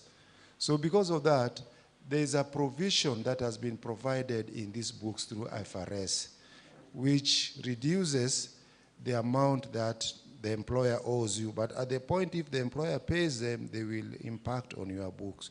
That is what we are talking about as part of matters of emphasis. We are just saying that we are becoming more prudent in terms of managing our resources. We don't want to show huge asset which cannot be realized immediately, because an asset is supposed to help you when you are in need. You can go there and it can be turned into cash.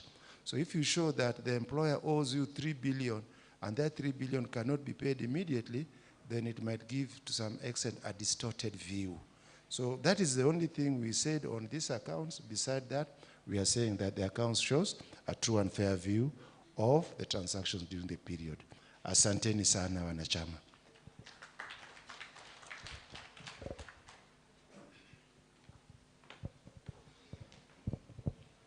Wonderful, wonderful, wonderful. Makofi tafadhali wakiketi chini. Ukisikia true and fair view, alafu liquidity yetu ni mzuri. Oi, pensioners, tuko na pesa. Let us pray for this team. Let's pray for this team.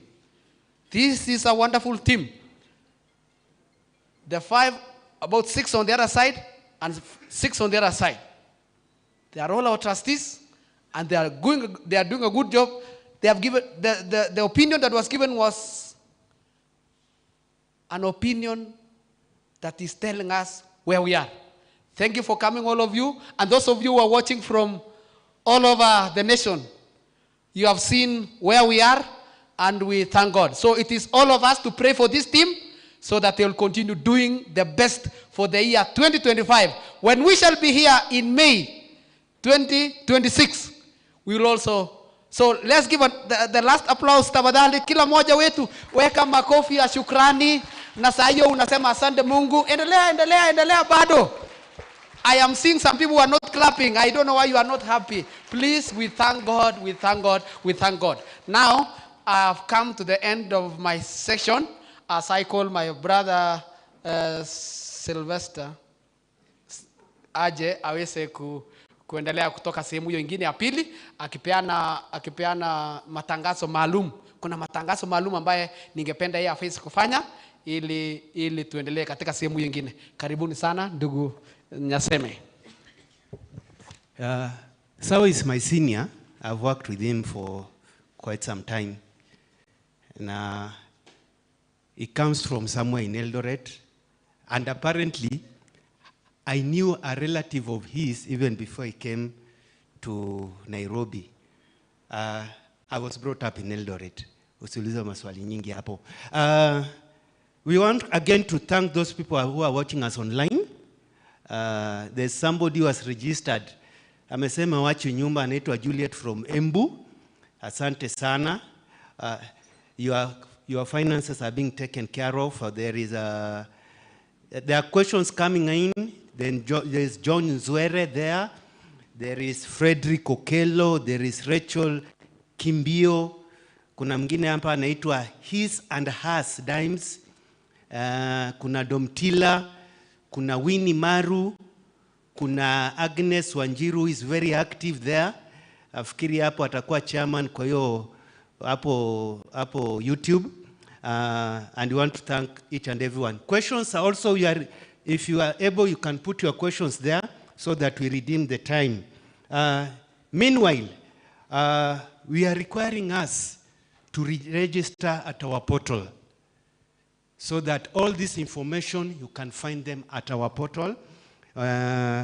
You can just go to http://portal.postapension.co.ke, where it asks you of the member number you put on your PF.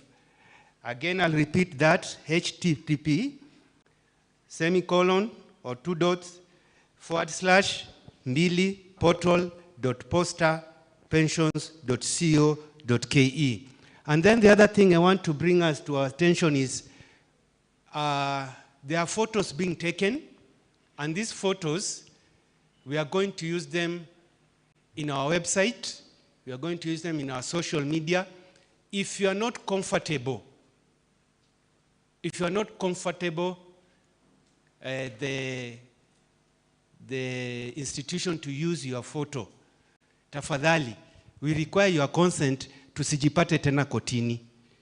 Umeona tuko na kesi mingi kotini, hatutaki tena tujipate kotini. So if you are not comfortable, you can just come up and tell us that I'm not comfortable with my photo being used, and you shall take that into consideration. I want to bring us to another issue. Anytime you come to a meeting like this, there are some words unashika so that you can go with them home. There's a word that I've understood here is independent opinion. Independent opinion. Ukitoka hapo hujashika kitu, shika tu hiyo independent opinion. Independent opinion. Shika tu hiyo independent opinion. There is also another word that I've gotten here, true and fair view. True and fair view. So when you go back, try and Google that word, true and fair view, so that you may understand these terms. Matters of emphasis or emphasis of matter.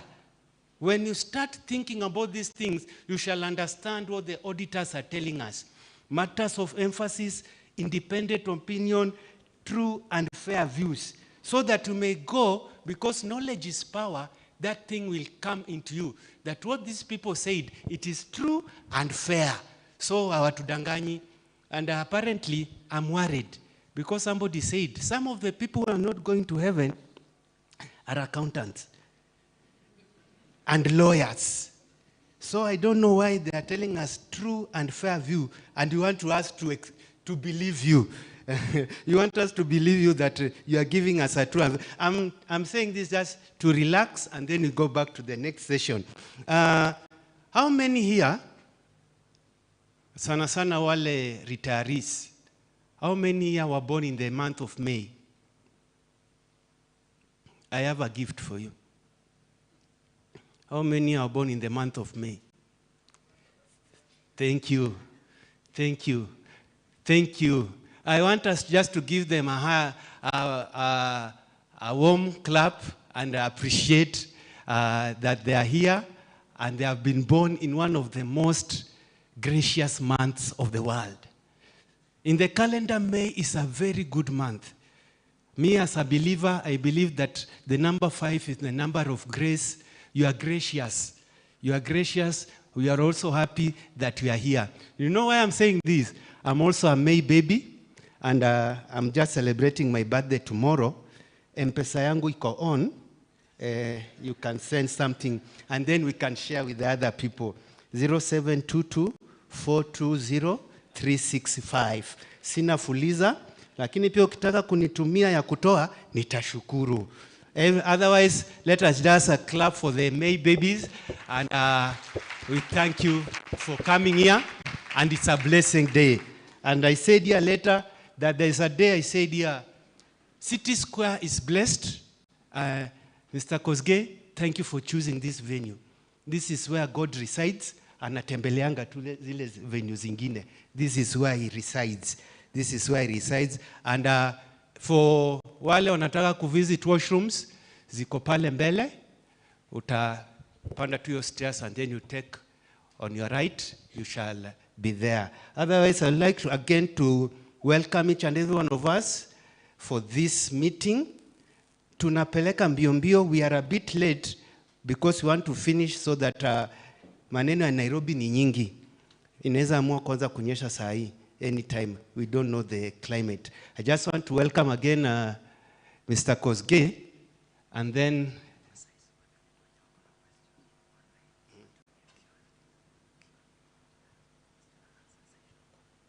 okay. I've just been advised, anybody who has a question, use the online platform, so that we can compare them and accumulate them so that we go faster. Because you'll understand that there are some questions that are being raised. Watu watano wana letter the same question but in different ways, so that we may save time. You just use the online platform to bring up the question. Mr. Kosgei, please. Yeah, sorry. Those who are online, please utilize the Q&A section so that we are able to also receive your questions and respond to them. I've seen some of you are using the chat box, which is fine. We will also be able to respond, but we encourage you to use the Q&A session for those who are online. But if you are here, you can still be able to raise your question, ask your question at the point when we will be having the Q&A session. Thank you, Mr. Kosgei. Our next session, we want to bring up the fund managers to give us the report on investments, the fund managers to give us on reports on the investment, and we want to welcome Madam Lilian Wikali. Are you around? Thank you. So that you may give us the fund managers report on investment. Madam Wikali.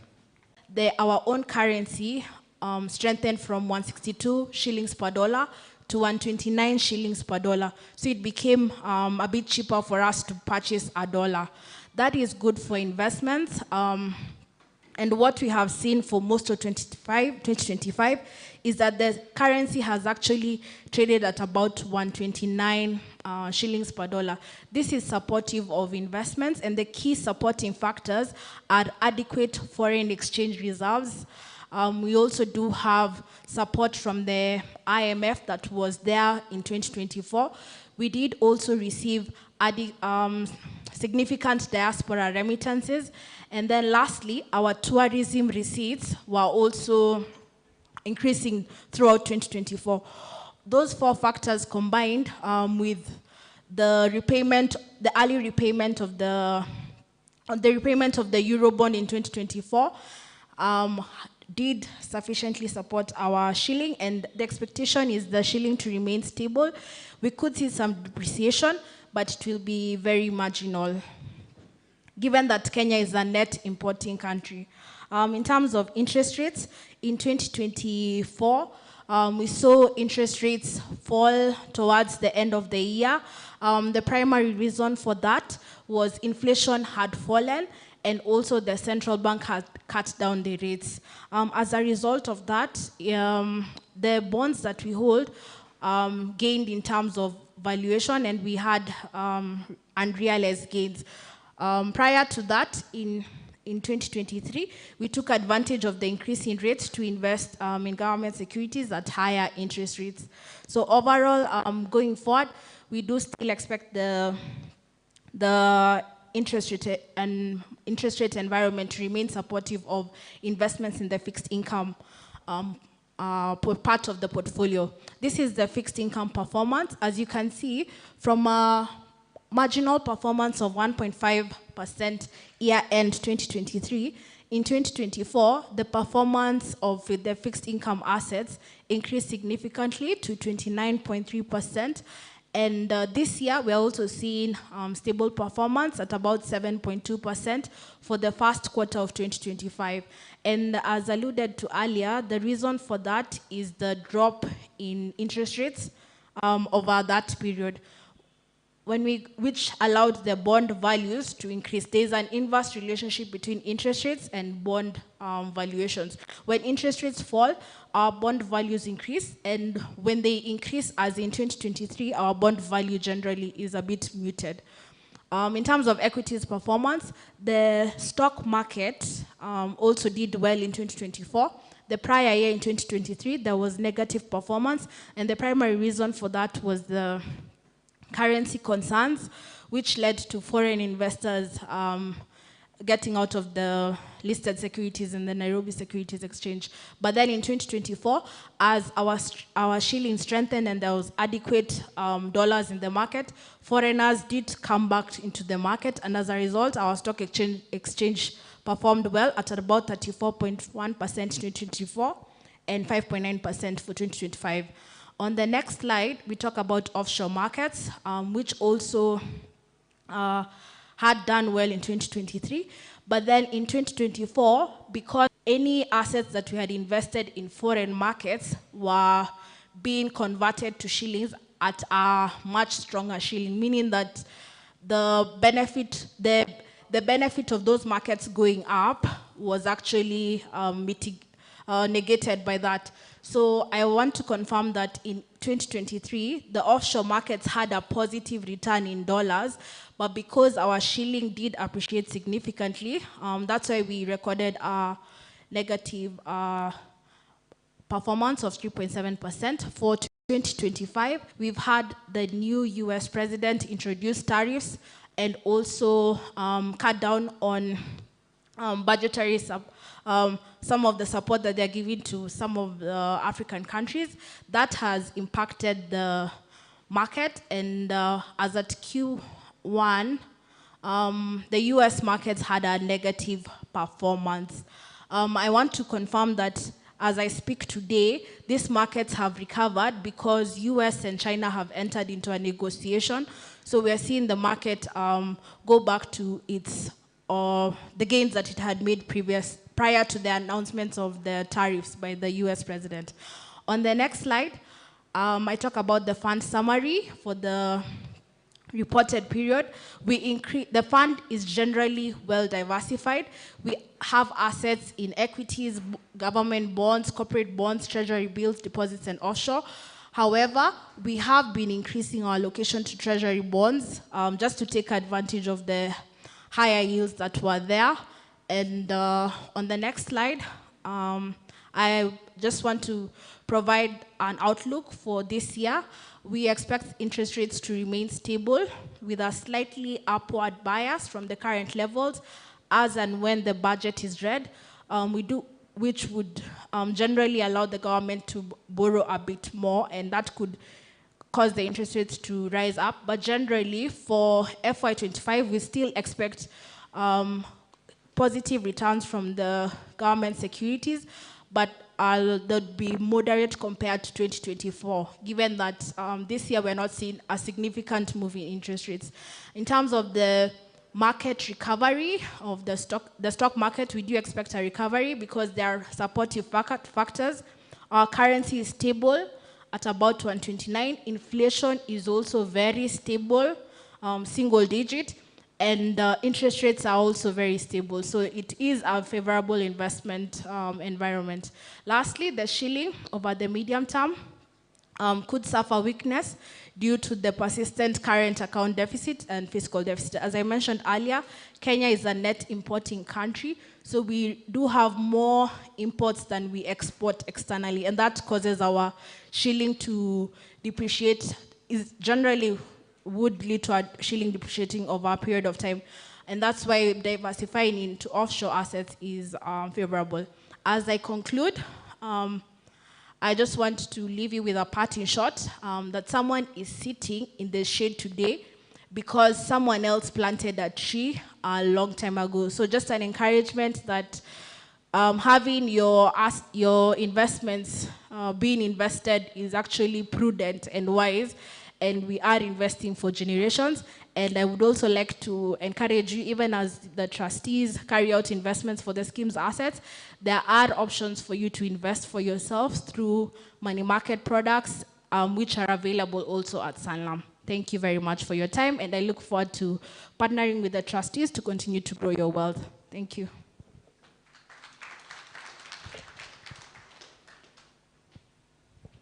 Thank you, Madam Ikali. Offshore accounts, kama hujawahi jua kitu kama hiyo, kuna kitu inaitwa offshore accounts. Usizoe tu account ya hapa hivi. We also want to welcome Mr. John Degwa, just to give us a report on the investment on SRBS. Mr. John Degwa, please.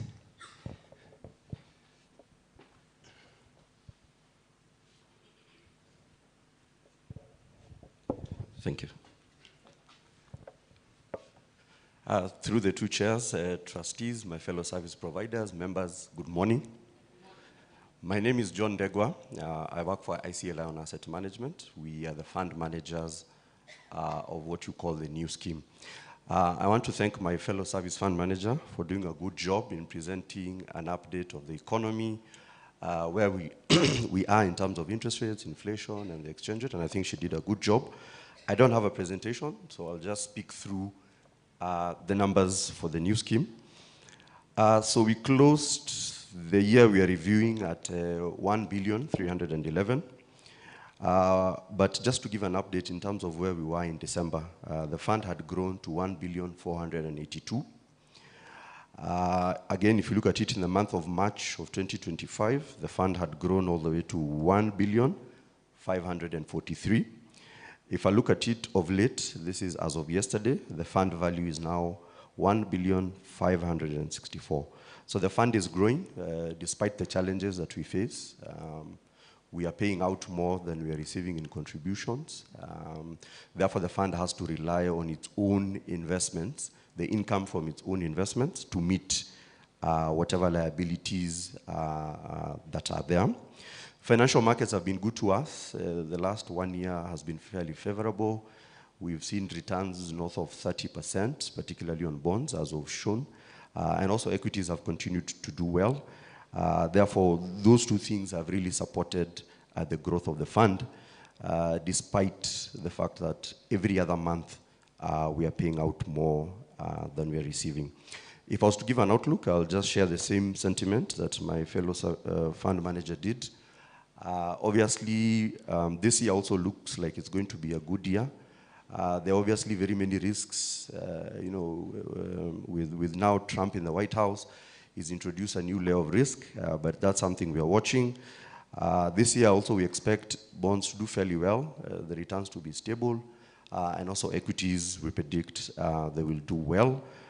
Therefore, I think when we meet next year, the value of this fund will have grown and grown incredibly.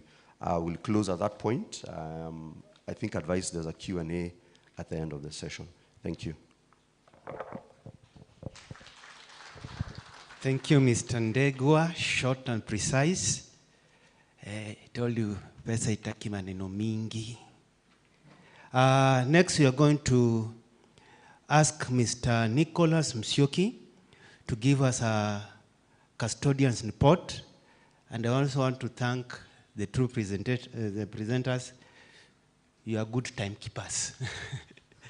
Mr. Nicholas, please.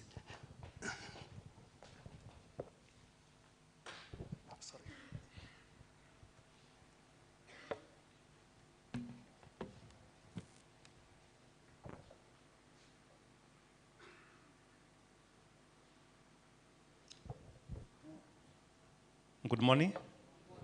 Yeah, my name is Nicholas Musyoki from Stanbic. We are the custodians of we call it the DB fund, the old scheme. So I will give my presentation. First, starting with how we are regulated Number 2, our role as a custodian. And number 3, I will confirm to you whether what we are being told here is correct. So, Elijah said, we are the custodians of the fund, and our role is to make sure that we protect what we have. So first of all, we are regulated globally.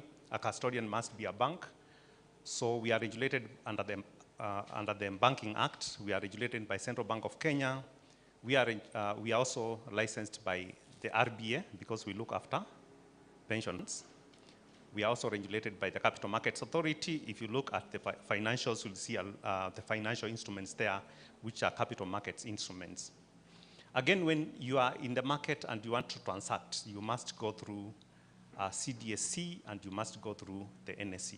So those two infrastructures, Bank of Kenya, 3 RBA, 4 CDSC, and 5 NSE. So you can see we are heavily, heavily regulated. Now, those regulators require us to have trustees meetings.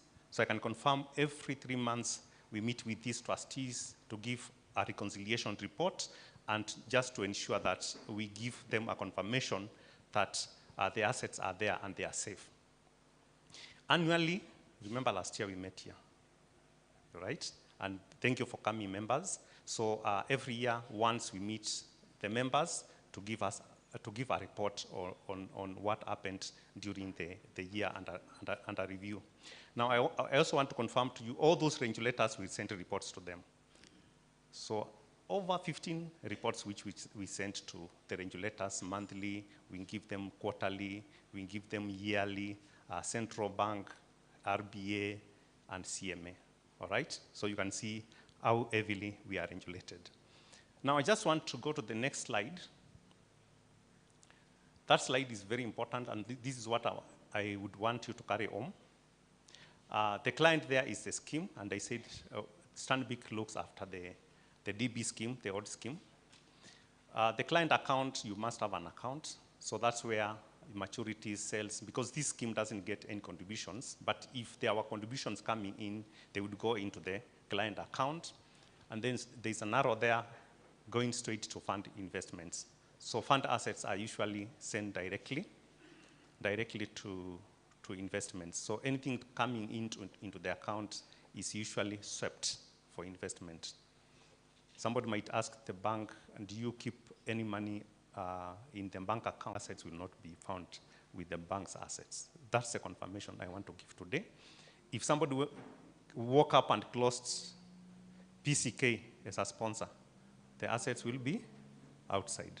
That's a very important assurance. If somebody walked in and closed ICL Lion, your fund managers, you know, even the auditors, your assets will be outside those organizations. That's something I wanted to confirm to you. 0.78.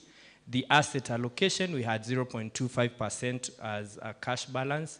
PESA, and lastly, HISA. The shares, we had 303.5 million, which again was around 23.09% of the fund. So basically that's what we were holding during that particular financial year. Financial position as to date has changed, and we have reported that to your trustees during our quarterly meeting. Thank you, and let's enjoy the rest of the meeting. Thank you. Thank you very much, Mr. Paul. I never knew we are connected to big banks, KCB, Stanbic. That's a positive information that we are getting. Our money is safe. Next, we go to the actuary reports. Then our headquarters has become Nairobi, and we've been able to expand into other regions within the continent, and most recently outside towards the Middle East, this being offices are relatable to most of our stakeholders: simplicity, empathy, and trust. Simple over complex is something I know we would all prefer. Empathy, just putting ourselves in your shoes and ensuring that the advice we deliver is something that you can relate with. And of course, everyone wants advice that they can trust and believe in, so that wherever they're going, they're able to also relay the same to other members. Our services, actuarial consulting is what we started with and is our major revenue earner. However, we also participate in pension consulting and administration services. We also do insurance and recently went into reinsurance brokerage. And then lastly, for our retail clients, we do wealth management and financial planning. So to get down to it, the role of the actuary. Next slide. What is an actuary? What I would simply say for us is that an actuary is an engineer when it comes to all things pension, and this is limited to the setting that we are today. If you look at this slide, you can see that an actuary comes in at the point of design and structure of pension schemes. So in the setup of our pension scheme, the PCK old scheme, and even the new one, we had an actuary come in and do the design. They come in periodically for the defined benefit scheme to look at the financial health from time to time and advise the trustees whether we are where we need to be and are going in the right direction. And lastly, towards the end, whenever we are closing a scheme and we need to calculate transfer values, then an actuary also comes in that aspect. So when we come to what we actually do for the scheme, we are involved in all the technical aspects that are there. So things like computing what changes in legislation means. So anytime there's a change of legislation that impacts on the operation of a pension scheme, of course, your trustees would be comfortable in knowing whether this will impact negatively or positively to the scheme, and also making those adjustments. Things like awards of pension increases. Our scheme has that guaranteed rate of 3% in 3 years. So we would also come and see if the trustees want to give anything more, what would it mean cost-wise, and what would it mean operational-wise for the scheme.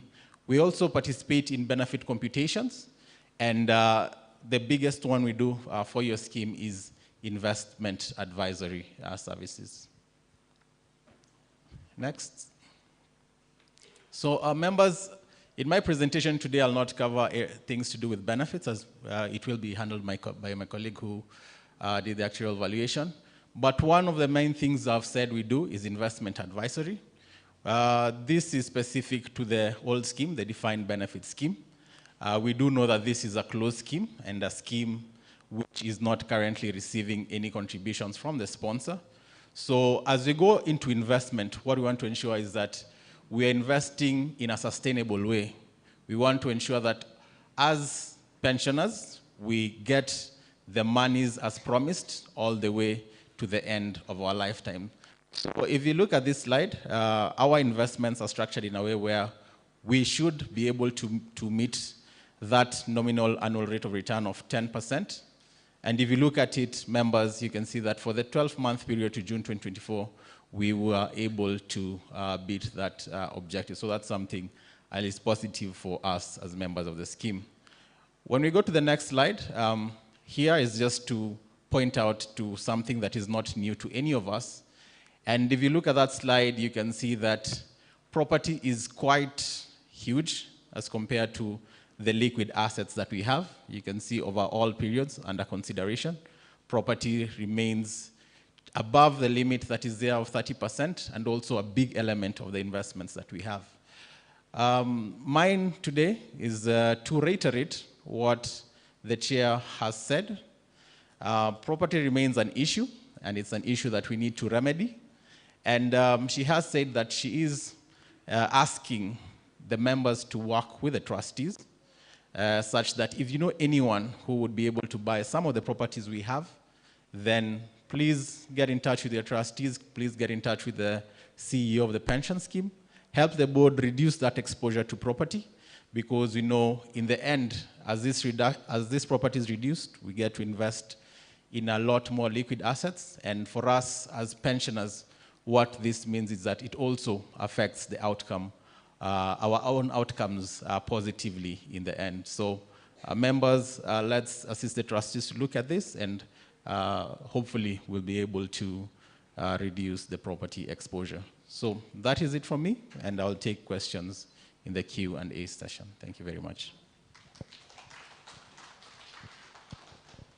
Thank you, Mr. Lewis, for the brief to the point. Just a disclaimer, we are being told that there are things to be sold. I want to present myself to create a WhatsApp group so that tuchange. Si hata tukinunua sisi hizi property sisi wenyewe, si tutachangia kwa hii nini, kwa hii pension. So if one of you or many of you are willing, I can be the chairman and the treasurer and the coordinator of that WhatsApp group. Tuchange, the least amount is 4 million. The least amount is 4 million. Tukichanga hiyo 4 million tununue hiyo shamba hapo Voi. We can build a hotel. It's 6 million. The least amount is 6 million. Tunaweza nunua hiyo 6 million, hiyo pesa inarudi kwa pension, na hiyo shamba inakuwa yetu, tunatengeneza hoteli pale Voi, na tunapata kitu katika uzeeni mwetu. Ama nimeongea vibaya? As many as are of that opinion say aye. As many as are contrary to that opinion say nay. The ayes have it. Next, we're going to have a report on the scheme properties so that we move on with speed. We are nearly 1 hour late. Reports on the scheme and properties. Kiragu and Mwangi and the Laser Properties, we are welcoming you on the podium so that you go ahead. Thank you.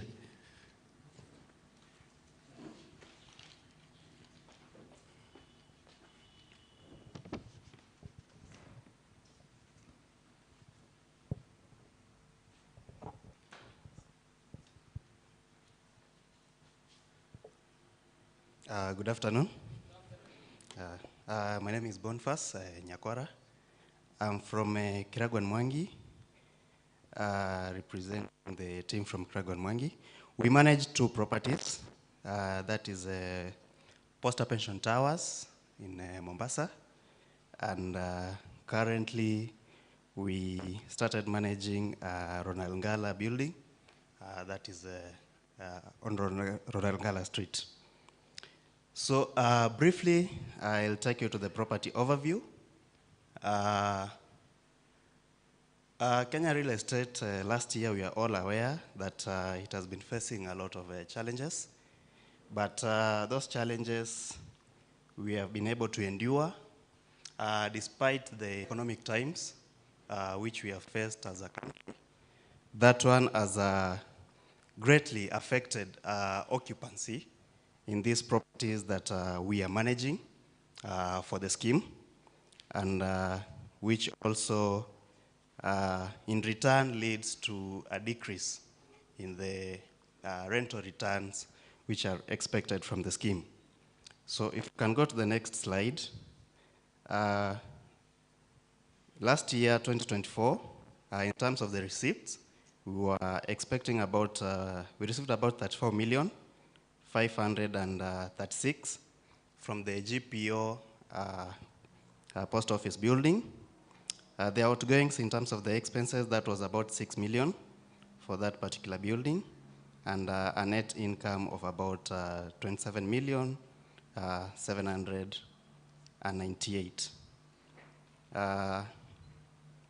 In the current quarter, that is January to March, just a brief of what is there. We have been able to get about 7 million and an expense of about 1.8 million with a net income of 6 million. The next slide, that is Ronald Ngala. This is a new building which we took over from 1st January 2025. But the financials there, you can see the receipts which were of about 2.5 million and expenses of about 134,568, which led to a net income of about 2.4 million. This is one of the properties which is on sale, as you heard from the chair, and which is greatly affected by occupancy rates ever since the time of COVID. But we are doing our best to make sure that even as we are looking for a buyer, whoever takes up the property, they get it in a good state of occupancy of at least 100%. So the next slide shows the occupancy of the two properties, whereby for the GPO Mombasa, we are currently at 60% occupancy, and for the Ronalngala property is currently at 54% in terms of occupancy. The next slide. In terms of repairs and maintenance for the poster pension in Mombasa, these are just the general maintenance of the properties, which we are handling, and they are mostly handled internally. So there's nothing much to report in that section. We can go to Ronalngala. The next slide. In Ronalngala, being a building which has not been occupied for quite some time, since the period of COVID, there are quite a number of issues which are also being handled internally, so that by the time we get someone interested in this particular property, it will be in a very good state of operation. Those are matters of operation in the two properties. For the parking issues, Mombasa GPO, these are sections that we can be able to make more rental income from the property in terms of the parking spaces that are available. That is something that we are working towards, and once it's approved, it will also be implemented. It's a scenario that has been replicated in the Ronalngala building, whereby we are able to get at least something from the parking spaces. So thank you. That is the brief report from Kiragwen Mwangi.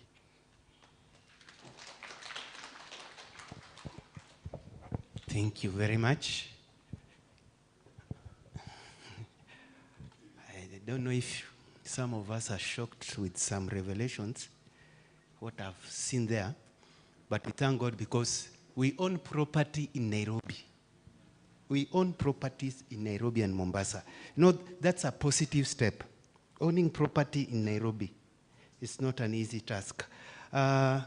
Next, we have the presentation of actuarial valuation. If I may ask, Mr. Leon, I want to ask you a question before you start presenting something here. Is this related to actuarial science?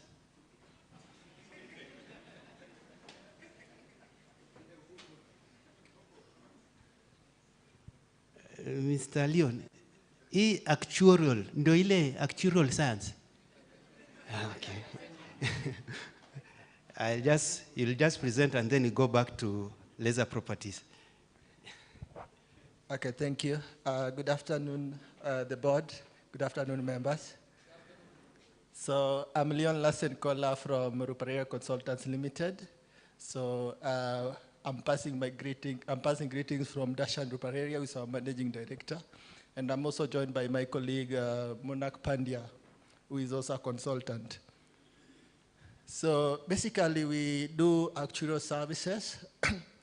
And we have experience within Kenya and internationally.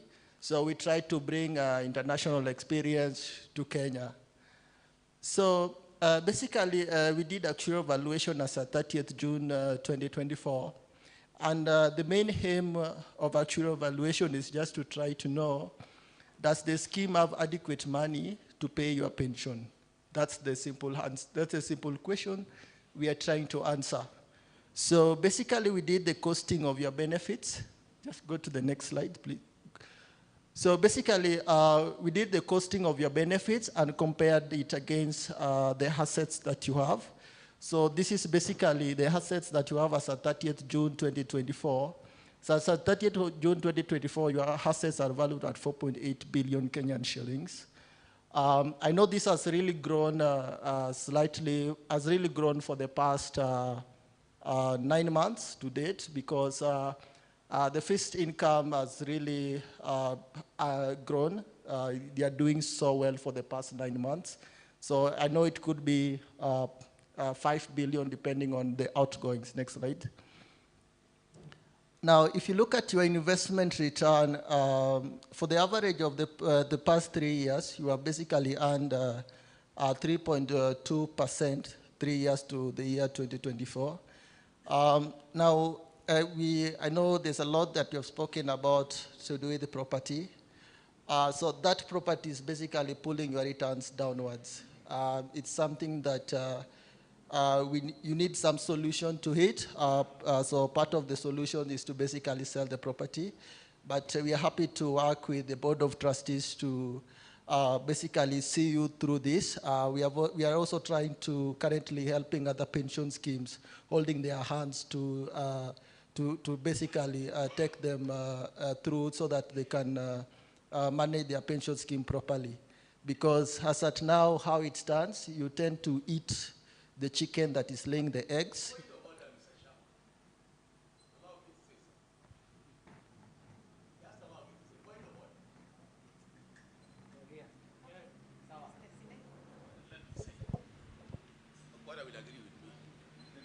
Mr. Chairman, HEM is meant for the members.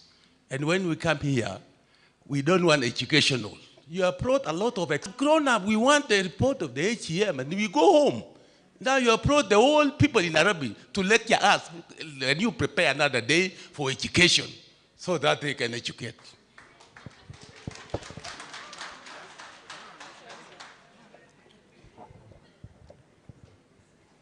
Thank you, my fellow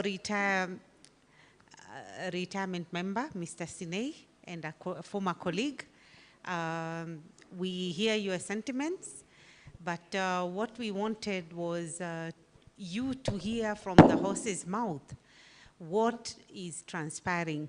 This is what we mentioned, but these are our experts who we want to hear from, okay? So if there are any other maybe questions, you will be able to be answered by the experts. So if you want, maybe we can cut them short next time, but bear with us this time, please. Okay? Okay, thank you. Next slide. Yes, so looking at the actual valuation, so from basically our valuation, in answering the question, do you have adequate assets to pay your pensions? The answer is yes. So as you see, you have a funding level of 100%. So the answer is yes. So basically, that's basically my presentation. In case there's any questions, you let me know. Thank you. Thank you very much. Short and brief. And I want to thank you for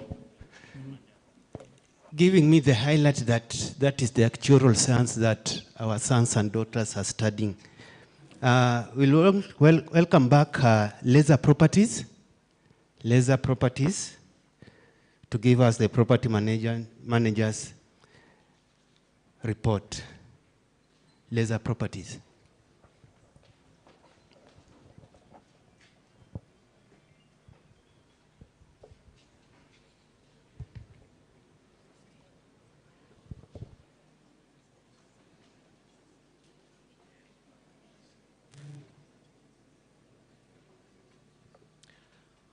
All protocols observed. Ladies and gentlemen, good afternoon.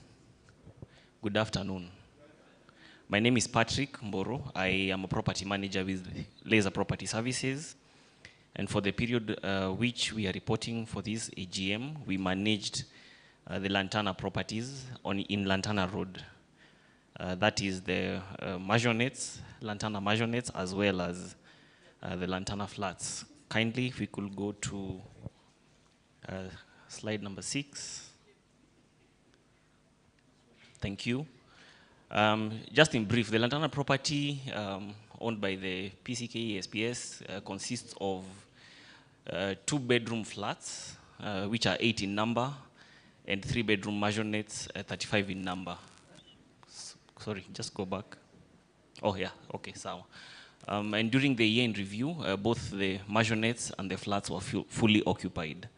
As the managing agents for the landlord, and following instructions of a court ruling to increase the monthly rent for the maisonets from 24,000 to 60,000.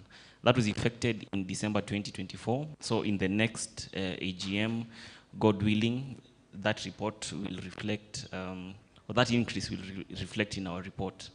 And that's the monthly rent increased from 840,000 to 2,100,000. Next slide, please. That is just a small snippet of the property. On the left are the flats and on the right are the maisonets. Next slide, please. So for the period that we were reporting, the total annual billing for the flats was 1,536,000, and the total annual collections was 1,507,000. Yeah, 1,507,000. And this collection was 98% of collections for that property. And for the Lantana Maisonets, the billing was 10,080,000 and the collection was 8,852,000, reflecting a collection rate of 89%. So for the totals is 11,616,000 and total collections 10,359,000. Next slide, please. So, and I think this will be my last slide. You will agree with me, ladies and gentlemen, if your rent was increased, for example, in the maisonets from 24,000 to 60,000, you will demand better services for the property in which you live in. So, working with the board, we have recommendations that yes, even as we report next year, God willing, the income will have increased because of the increased rent, but however, it is also good to mention now in the spirit of transparency that the expenses will also increase because you will notice that from the previous slides that the property is a bit, it's showing its age. So we are working actually currently to have some changes just to ensure that we have a perimeter fence that is, ensuring that the people feel secure in the property. We also have some work to be done on the entrance gates. Of course, being old properties, we are proposing also new coats of paint for the two properties. And lastly, we have some exposed water meters. The compound is a bit bushy, exposed riverbeds. So those are some of the capital works that we will embark in the coming periods just to ensure that even as we increase the rents, that the property and the people and the tenants living in the property feel that they have value for money. And of course, what that will ensure is that even the value of the property is enabled to be enhanced. I will stop there. Thank you for your time.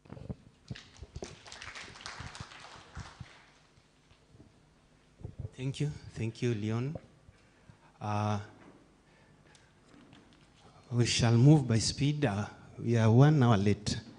I just want to ask my brother, Mr. Sawi, to come and welcome one of our guests who has just come in, and then we shall proceed.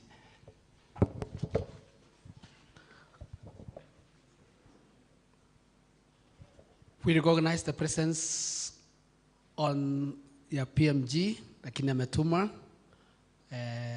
mwakilishi. Karibu sana. Bas, ili utapata nafasi yako kule mbele, kwa hivyo tuendelee. Basi sehemu hiyo ambayo imebaki ni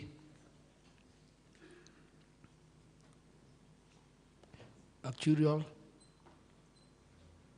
report of the RBA. Tafadhali karibu. Ndugu wetu RBA, karibu sana. Tupige makofi tafadhali, tupatie warm up akikuja kutupatia RBA in short brief report. Karibu sana ndugu yetu kutoka RBA. Alafu kisha tutamaliza tu.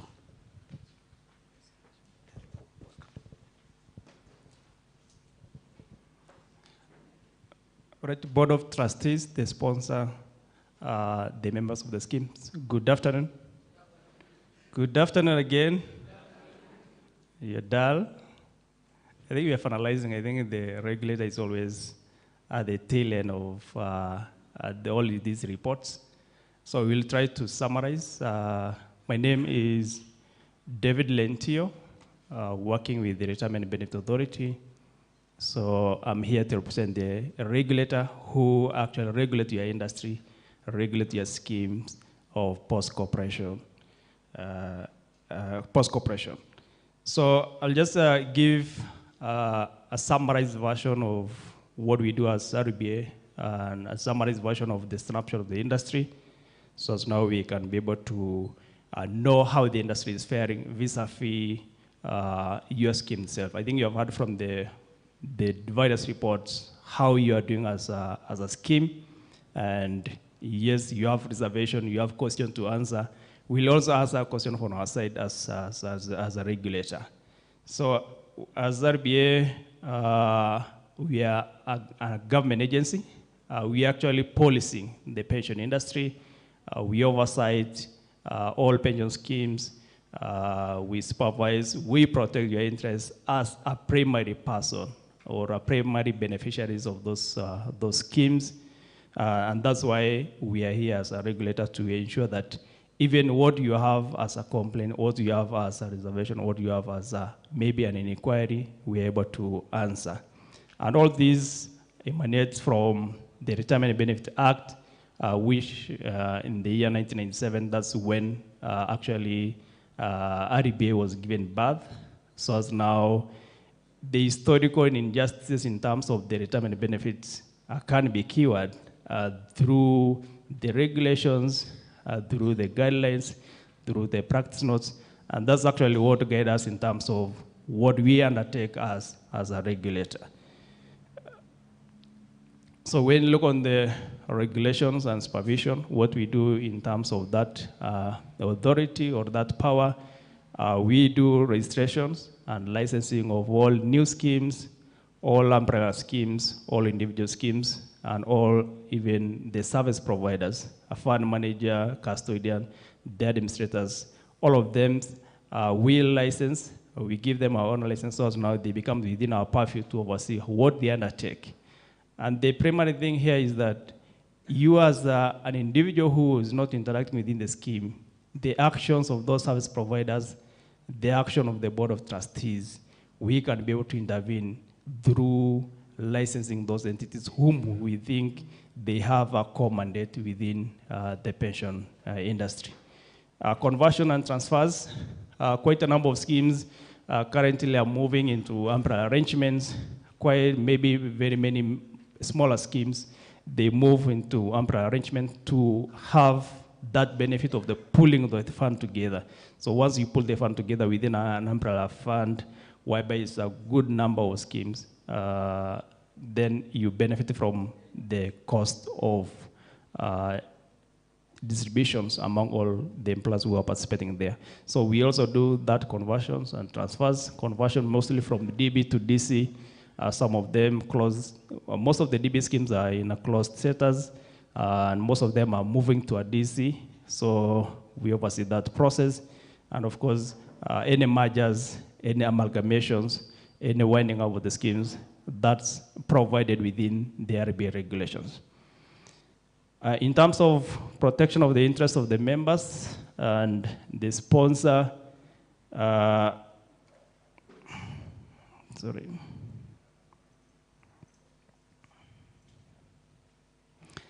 As I said before, you as a member who is contributing to a pension scheme or who is a member of a DB schemes, you're actually the primary person, the primary beneficiary of those funds. So any actions of the service providers, any action of the Board of Trustees, actually which compromises your interest, we are able to intervene as an authority. So that's our primary mandate, to ensure that your interest is protected as a member, and at the end of the day, once you exit the service of the employer, once you retire, once you resign, your benefit are entitled to you at that particular point you exit the service of the employer. And some of the things we do in terms of ensuring you are protected as a member is a lot of enforcements, a lot of sanctions, a lot of having a good internal framework of complaint management. I think within our own internal framework, we have a complaint management resolution mechanism. Then that one can be escalated to RBA tribunal, whereby you as a member, if you are aggrieved with the decision of the authority, you can actually being intervened within the RBA appeal tribunal. And at that point, you can decide now where you can also go to the highest court. So we can sanction the Board of Trustees for where we feel they are not doing the right thing. A lot of enforcements, maybe for the case of where a lot of unremittance, a lot of non-disclosures, and people or the Board of Trustees are not reporting on time. So we issue enforcements to ensure that at the end of the day, we oversee what they're undertaking. Then a lot of stakeholder engagement and educations, whereby we interact with the members, we give them a lot of what is their responsibilities, what are their rights, what do they need to know within the scheme, rather than just waiting until when you retire. That's now when you want to know what do I need to access. So we do interact with you as a member through stakeholder engagements, stakeholder member educations, and other sensitization program which are provided. So there's a lot of engagement we do undertake as an authority to ensure that you as a member, you are enlightened, you're aware of your feeling they're not running in the right order. And then lastly, interim administration, liquidation or winding up of the schemes. That's actually at the tail end. If we feel the scheme is not actually doing the right thing, and a lot of enforcement we have already put in place as an authority, we have sanctions, we have actually done a lot of demand notices, then there is no other way other than placing that scheme under interim administration. So interim administration, it means that we are giving away the right of the current administrator to an appointed interim administrator from the authority side. And then liquidations, if we feel the scheme is not doing the right thing, then we can institute liquidation proceeding through a court order. And then lastly, the winding up of the scheme. We winding up the scheme so as now you as a member, you're gonna be paid or you transfer your benefits and then the scheme ceases operational. Sometimes again, a winding up would involve maybe a court process whereby we say that this scheme should be wound up through a court order. And through that, yes, maybe the scheme has been struggling enough for purposes of meeting the liabilities. And that's now the process of trying to see how do we pay those liabilities? What are we gonna use to pay those liabilities of the schemes? And that's now what the winding up process will result or will try to resolve at the end of the day. And then in terms of policy or in terms of development and promotion of the retirement benefit sector, I think a lot of things we do to try to develop the industry. We try to create a saving culture from the members through a lot of tax relief, tax incentives we provide. And I think if you look on the retirement benefit sector, there's a lot of tax benefits that actually encourage a lot of saving. And that's the primary way you can save for you to enjoy those such kind of tax benefits. To instill good corporate governance or good corporate culture, the authority issued a good governance guidelines that actually ensures the Board of Trustees instill high level of corporate governance in the undertaking of the operation of the schemes. Initially, if you look on how the schemes were operating, there is no uniformity in terms of the good governance practices. Each and every Board of Trustees from this own scheme are using their own way of operating within the schemes. So I think the good governance practices try to harmonize the way all the schemes are undertaking their own governance and having maybe a more unified way of handling the issues of the schemes based on the best practice and based on what the regulations entails. And then we have actually a bit enhanced our enforcement procedures through just ensuring that even a new product, for instance, maybe an income drawdown or post-retirement vehicle funds, if that product came on board within the industry, those are good innovations that we do encourage. So we try to create an enabling environment for those kind of innovation to go ahead within the industry. So that's why you're saying that even the new innovations, post-retirement medical fund, income drawdown, even investment under PPP projects, that's what we call as public-private partnership projects. Those strategic projects, we actually create an enabling environment for them, for the scheme to actually invest in those kind of projects. And then lastly, on the advisory side, policy submission. On every year, we do policy proposals to the National Treasury in terms of what needs to be done within the pension industry. And that's the primary role of what we do as an RBA and policy implementation. So once any policy came on board, once any guideline, any directive from the government, then we ensure the implementation by the Board of Trustees and the service providers who might be affected. And some of the tax laws amendment that I think we got recently, which is a very good thing within the pension industry, is the contribution limit deductible at the point you are contributing has increased from the 240,000 to 360, which means 20,000 per month initially, and now it has been increased to 30,000 per month. So that's a plus.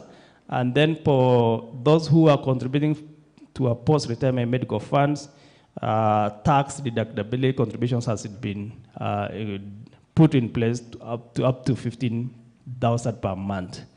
So I think this is a plus within the pension industry, because we know at the end of the day, a lot of members will enjoy protections or hedging against inflation. Long-term saving culture will be improved. Disposable income, you even lower your tax liability by increasing that tax deductible amount to 360. Even when it comes to PRMF, those who are not contributing to a PRMF, you now have a tax incentive for you to save within the PRMF, support healthcare saving. Income replacement ratio is enhanced because of the name. It means that more of your fund is not subject to tax.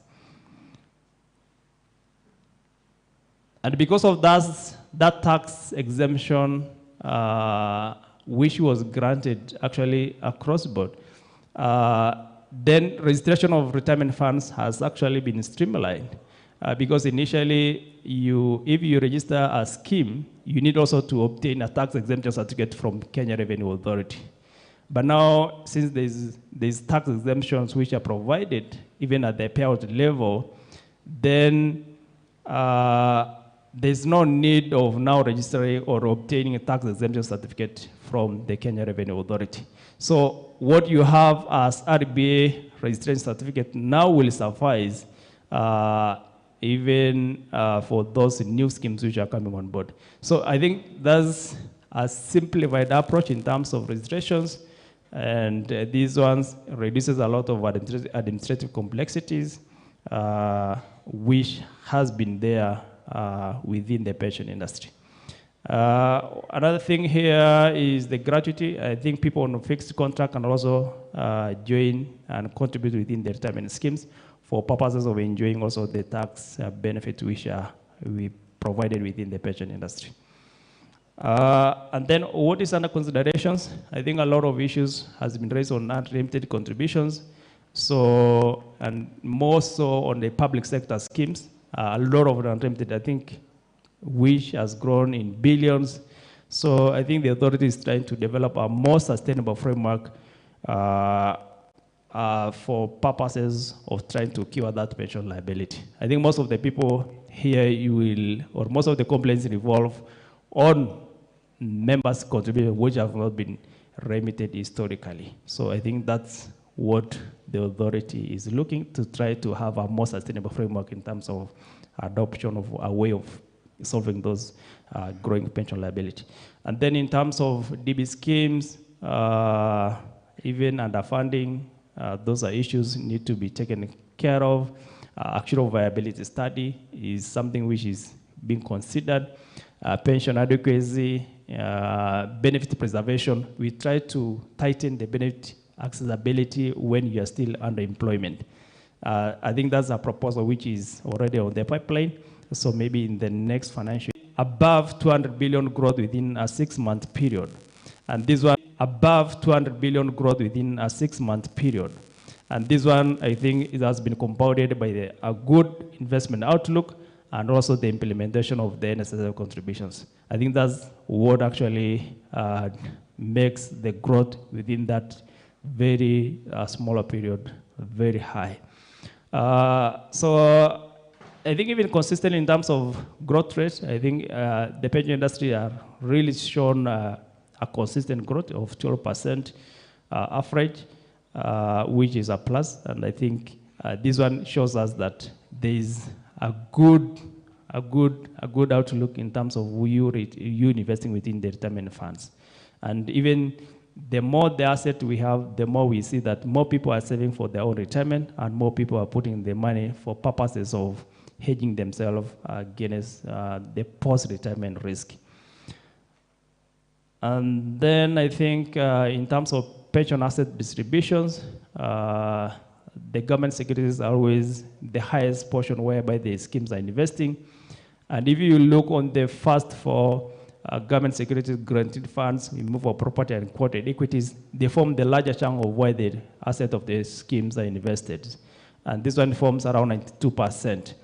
And the reason, of course, is the more conservative nature of the retirement benefit schemes and even the risk appetite of the Board of Trustees based on the risk profile of you, the members of the scheme. So I think that's a more conservative approach always being taken by largely most of the schemes.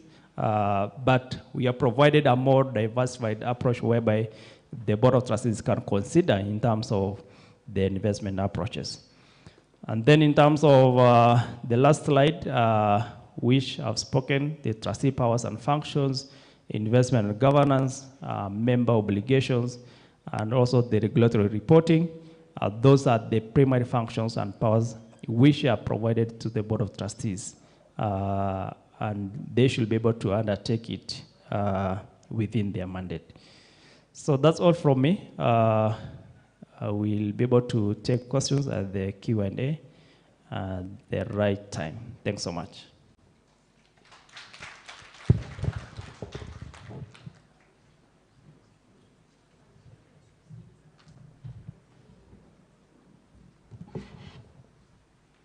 Thank you, sir, for the presentation that you've given us. Our time is far much spent. At this juncture, I just want to give Mr. Kwaro from the KOGU, just briefly, to give us what he has. As a union, we should be able to follow the problems or to be able to know the problem that they have at the pension scheme.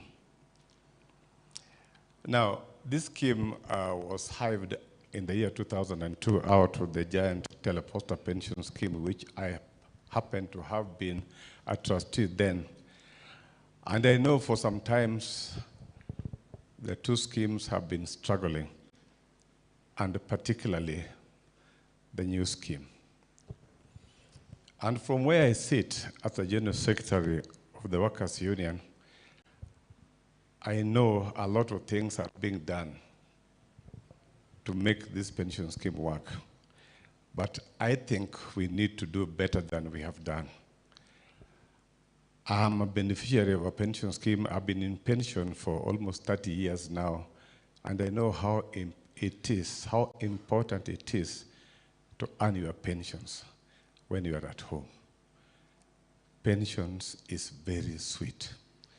So when the pension schemes are not being run prudently,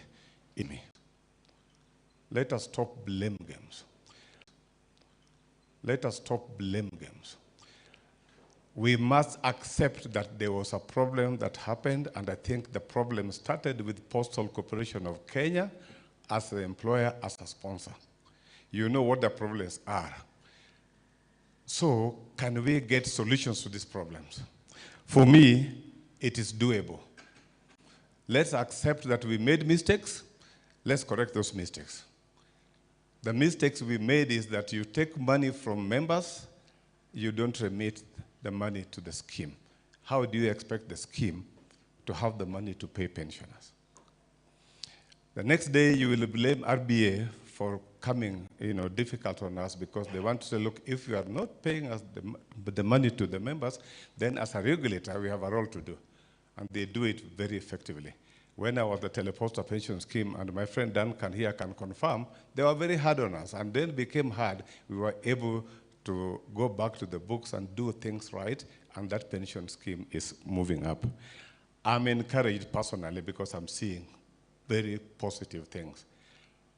What we hear from outside there is a lot of negativity. Let us appreciate what is positive. Let us also criticize what is negative and provide solutions for that negativity. Let us not just be being negative all the times. I'm asking the pensioners, the pension scheme trustees, kindly let us work together with the union. Let's work together with the service providers and look at timelines on how to provide solutions to pension problems. My thinking is, can we start a way on how do we move forward? Let us start, if the others live to the promise and start paying. So that we start paying and then you address how to, to clear the backlog. But more often than not, you go there, agree, but the next day you go back to the same scheme. You don't pay back the money. You don't give subscription. You recover money from members, but you don't pay it there.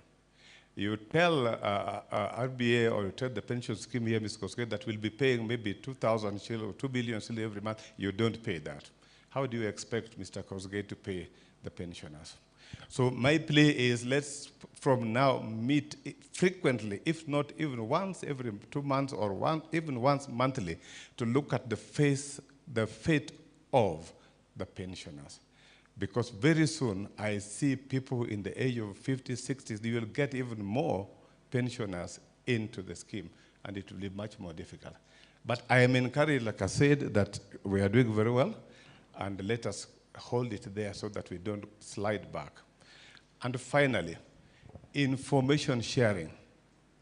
Let us share information with the retirees at home.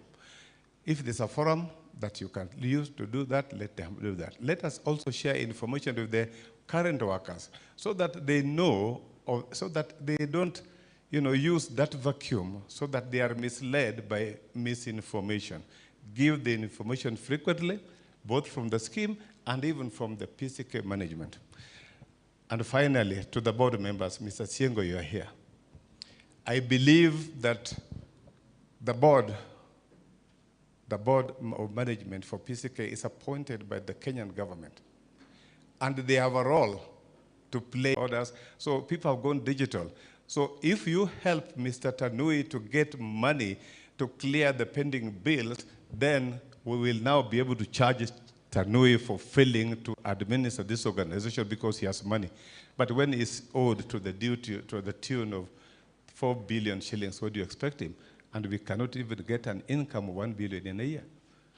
So we have a problem. So when Esiengo tell the chair, and I personally talked to her, tell the chair to help. You are the interface between POSTA and the government. Naona railways wanapata pesa, Mwea Sugar anapata pesa, kwa nini POSTA wasipate? Sisi tulokosea serikali nini? I think those are things we need to do. So you don't sit there as a board of management and then our people are serving day to day, can't get salary. As we are talking today, mshahara ya December, and we are in the month of May. Wameanza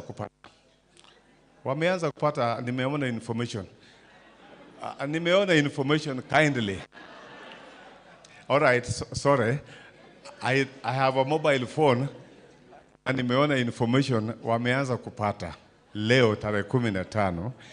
Believe me or not, nimepata information wameanza kupata. Sijasema wamepata, wameanza kupata. So what I'm saying is that it is unfortunate, sorry Chair, allow me to just spend one more minute. It's unfortunate that we can sit as a union, you sit as a board of management, a board of trustees, a board of management of PCK, and the management team, all of them seated here, and we have members of staff which are facing me and have not earned salary for 5 months. It is sad. I've never seen it anywhere. I've been blamed for months on, even if I pass here sometimes hata kutembea ni ngumu. I've been told how you have given me brown envelopes to sit on them, yet you don't even have money to pay yourselves. It's very unfortunate. But can something be done? Yes, it can be done. The board, you have a role.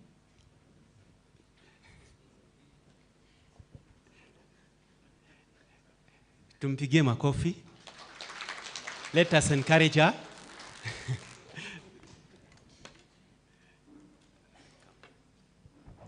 Thank you very much. God is good, and all the time.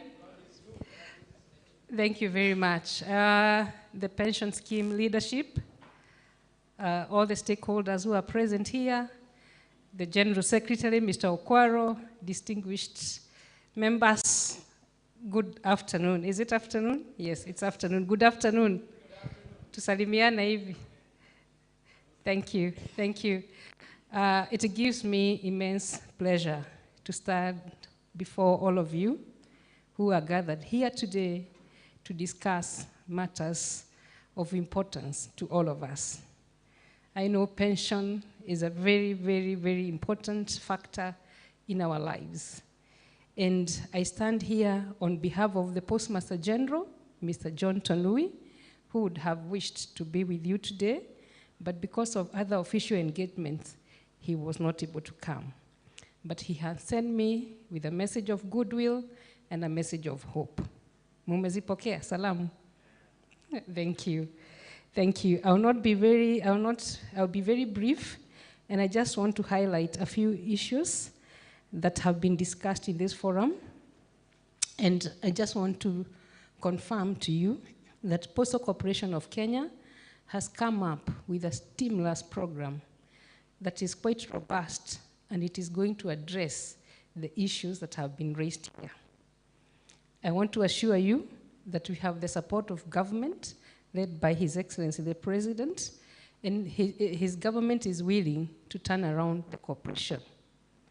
And under the guidance of the Board of Directors, the PCK Board of Directors and the entire management, the company has come up with a CAB memo. And the CAB memo has highlighted the unremitted contributions to a tune of 1.3 billion as one of the priority areas to focus on.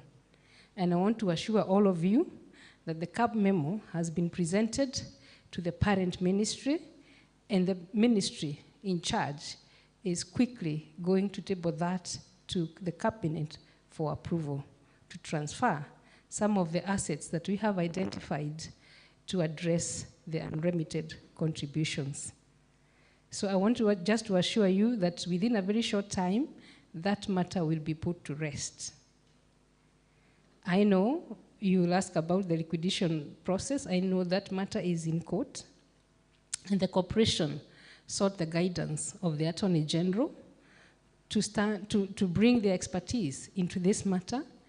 And we have, as a corporation, we have accepted to transfer all those assets, and the Attorney General has seconded an expert in matters pension to go and represent Postal Corporation in that case. So it is work in progress, and Postal Corporation is also committed in making sure that all these unresolved issues come to an end. So members, I want to assure you of the goodwill by government and the entire corporation that this matter, by the end of this financial year, we should be able to address them adequately. The other issue that has been raised by my senior here, the General Secretary. It is true. I just want to affirm that what he has said, it is work in progress. We have a date with our staff, and some of them have started receiving some SMS alerts. So that is very true, and that is coming from our finance department. So by tomorrow, that matter will be addressed. And what is our way forward? How do we come out of this quagmire? I want to assure members that we have come up also with a rapid results initiative. PCK has offered services to Kenyans, to government entities, to private companies, and we are owed worth $1 billion, close to $1 billion, 975 million. And we have embarked on a serious debt collection campaign.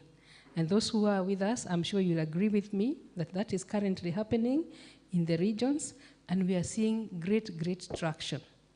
We are receiving a lot of money, we are being paid, we are collecting debts, and that is money that is dedicated to paying salaries. We have also embarked on revenue growth, and you'll agree with me, the financial statements, they indicate some remarkable improvement from last financial year. Every quarter, there's an increase of about 40 million. So I just want to urge my colleagues, my fellow colleagues out there, let's work hard because the future is bright. And there's a lot of potential because PCK, Mr. General Secretary, you have said POSTA is old school, but it's not old school. We are catching up. We have embraced new innovations. I'm sure you've heard about POSTA Pay. That is doing very well, quite affordable, and I want to challenge all of us to register on POSTA Pay and give posters that revenue. I also want to inform you that we want to do something called product diversification. Yes, we have the mail, the courier, the payment services, but we also want to venture into clearing and forwarding. And we are getting space at JKIA so that we come up with a fully fledged hub that will be able to deal with global logistics. We'll be clearing and forwarding perishable goods like flowers. We want to venture in that business because we've done a survey and we have noted that in a day, you can even earn 100 million.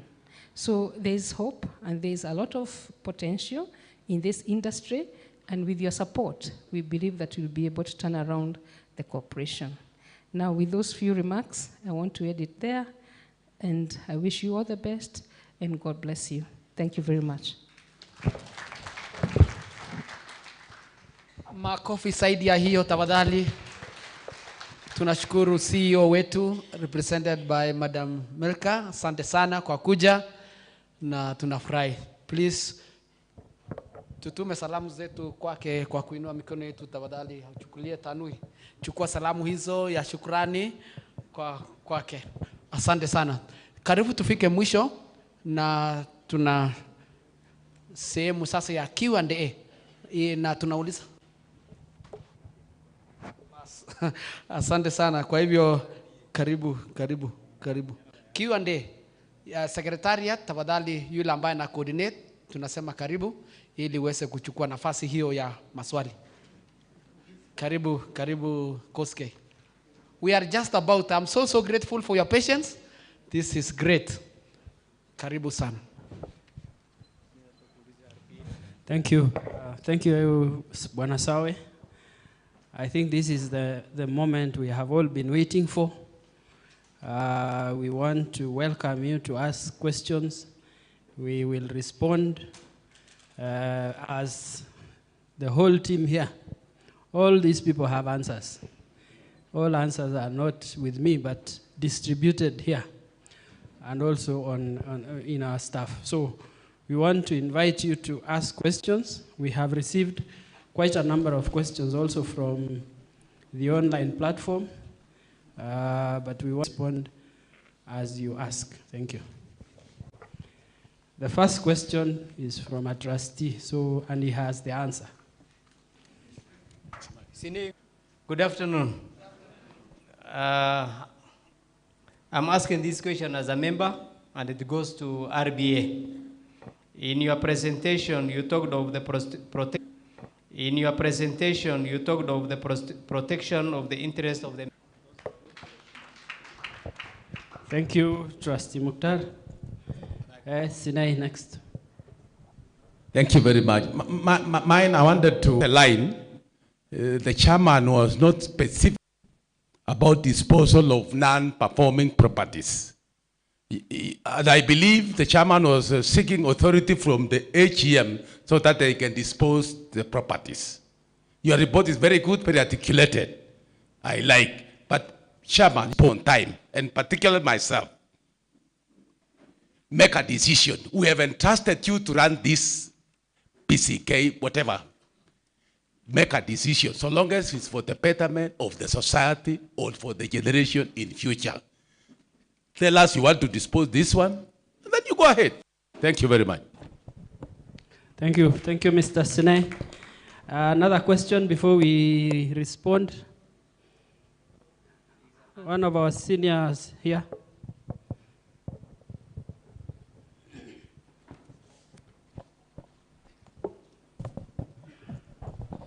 Hello. Good evening. My name is Ngunyi. I've traveled all the way from Bungoma to attend this important meeting. My question is, why do you want to renovate a building that its value has already been given? Ronald Ngala, you have told us it's about 400 million. Mombasa is about 1.2 million. And somebody here is asking for renovation of those buildings so that the buyer can get a building with a good environment. Why do you take money there and it's already valued? Number two, between the parking space that we have allocated to people in Mombasa to a certain circle and the tenants, which one gives more money? Because we have pronounced it here clearly that because of the parking, tenants cannot access the building. Now, are we looking for money from the building or from the parking space?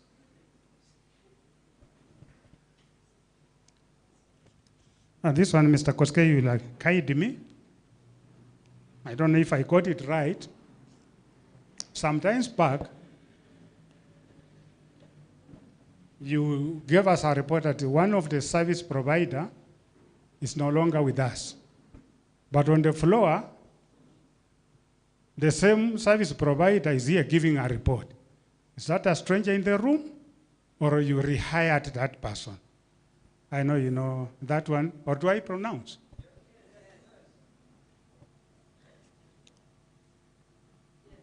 Samara, according to me, is no longer with us. I don't know about the other pensioners, but according to me, the report I got, he's no longer with us. Finally,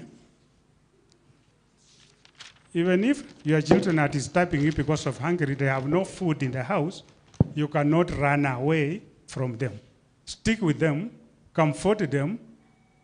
Even in my own house, I remember when I was still in employment, you just play with the kids' brains. Give them the new utensils that you have reserved for special cases that serve the sukuma and the ukali. There's no accompanying hakuna nyama. They will be just comfortable, hoping that one day that will provide.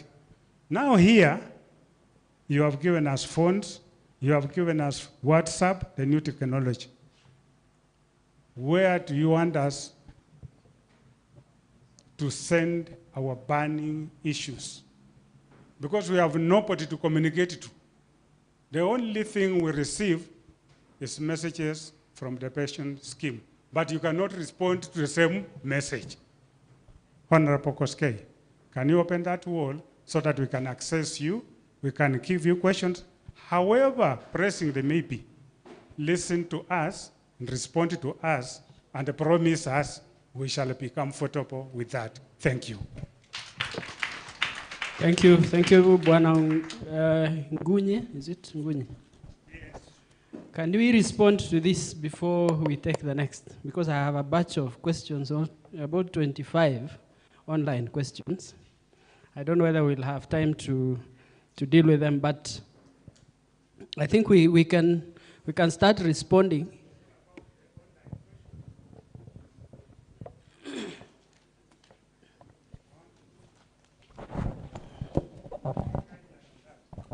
Online questions, you gave us a time frame that we submit our questions before 10th. Yes. Kindly, if you can agree with me, respond through online and give us time, those who are on the floor, to raise questions physically here. Okay. Thank you, that's noted. Now, let me look at the questions so that we also allocate responses. There are quite a number of questions to RBA, so I'll require the team from RBA to respond on the issue of member protection, issues to do with the appointment of an interim administrator, the issues of the NSSF Act 2013, but I can mention something on that. NSSF Act 2013, in its form, you compute benefits that are deductible to NSSF using the gross pay, 6% of the gross. When you see the PCK regulations, and I think in the salaries, you are deducted based on basic. So now when you look at that, I actually looked at the data for the last, I think, 3 months, and I realized that everything was going to NSSF because PCK did not separate NSSF from the pension contributions, so that if, for example, you're earning 10,000 shillings, 7.5%, which is being deducted, of 10,000, which is basic, is 750 shillings. Now, NSSF, because that is now basic, NSSF will add the other allowances, so it is 20. So theirs is 6% of 20,000, which is 1,200, isn't it? Now, since the rules of PCK says it is, NSSF contributions and your own contributions are all from the same pot, 1,200 goes to NSSF. What remains to the scheme? What remains to the scheme? Quick mathematicians, 0. Becomes, because the other one is 750, NSSF is 1,200. So 1,200 goes to NSSF, nothing comes to the scheme. That is what Trustee Mukhtar is talking about, killing the schemes. NSSF is actually killing the other schemes, even though we support the fact that NSSF contributions of 200 do not make sense. But what about the other schemes that exist? So RBA will respond to that. Maybe on the issue of, Sinai has left. I don't know, he asked a question regarding issues to do with the disposal. Yes, trustees make those decisions based on the law, and they are guided by the National Treasury. So we are very clear on the disposal plan. We mentioned here that the property that is on the chopping board right now is Ronalngala and Voi, and I think one of you got it right. We are selling those 2 properties because we received approval from the National Treasury to dispose. Once we are done with that and reinvest the proceeds in other financial assets, then we will go to the next set of properties, because we reported here that we are at 63% in property. We need to go to below 30%. So disposing the property is not an option. We'll have to dispose, but we'll have to dispose in a very competitive way. Okay? Why do you renovate, from Nguni, why do you renovate a building whose value has been given? Yes, the present value of that property is 420 million in its present form. Now, maybe if you renovated it, it would be 500. But we are disposing as is at 400. So we are not renovating. You see, the proposals presented by the property manager here is that we need to make the property attractive. We need to make the tenants also enjoy their stay in the properties. We need to renovate. But do we really are we really going into renovation or selling? Our focus right now is disposal. There is a question on parking versus tenants. So who is more important? Mombasa GPO, for those who know, was designed, it's our own use design. It was designed by KPTC for use by KPTC. I don't know how they used to, I think those days there were very few cars. They never provided parking in that building. Now we inherited a building, a 9-story building with no parking. And a tenant wants parking space. That's why the property manager has proposed that we look at where we can get parking from the basement, maybe of the annex. Can we get parking for some of these tenants? Because we also want to attract these tenants. Now, the question on Zamara, I think the member here was talking about Zamara. We do pre-qualification and recruitment of service providers every year. And I think previously we've had Zamara doing actuarial valuation, actuarial consultancy, I mean everything. And that is why now you saw there was a presentation by another actuary on valuation, because now we are diversifying the responsibilities.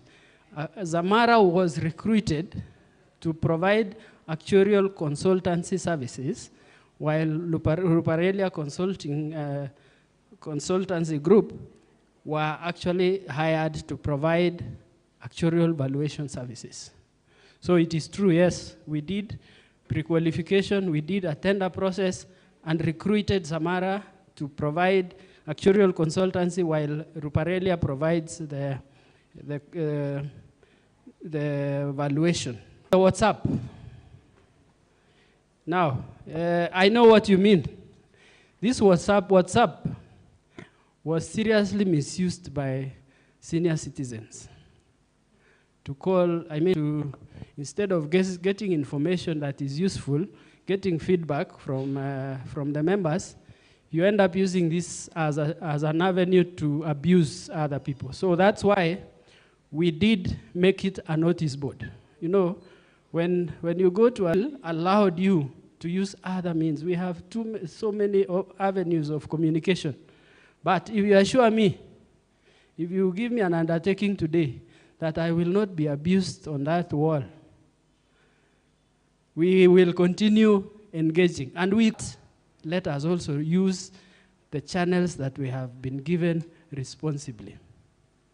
I'm sorry, sorry, yes. You are assuring me, yes.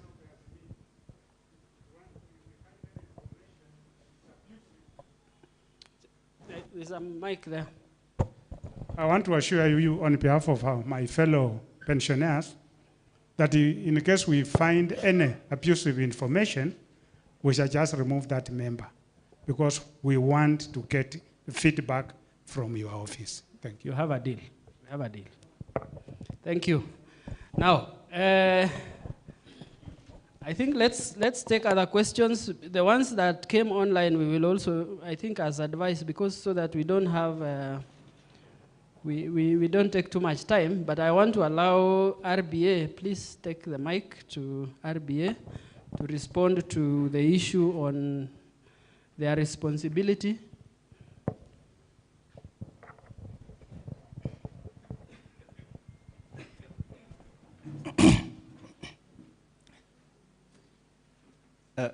Thanks so much, Bernard Trust Secretary.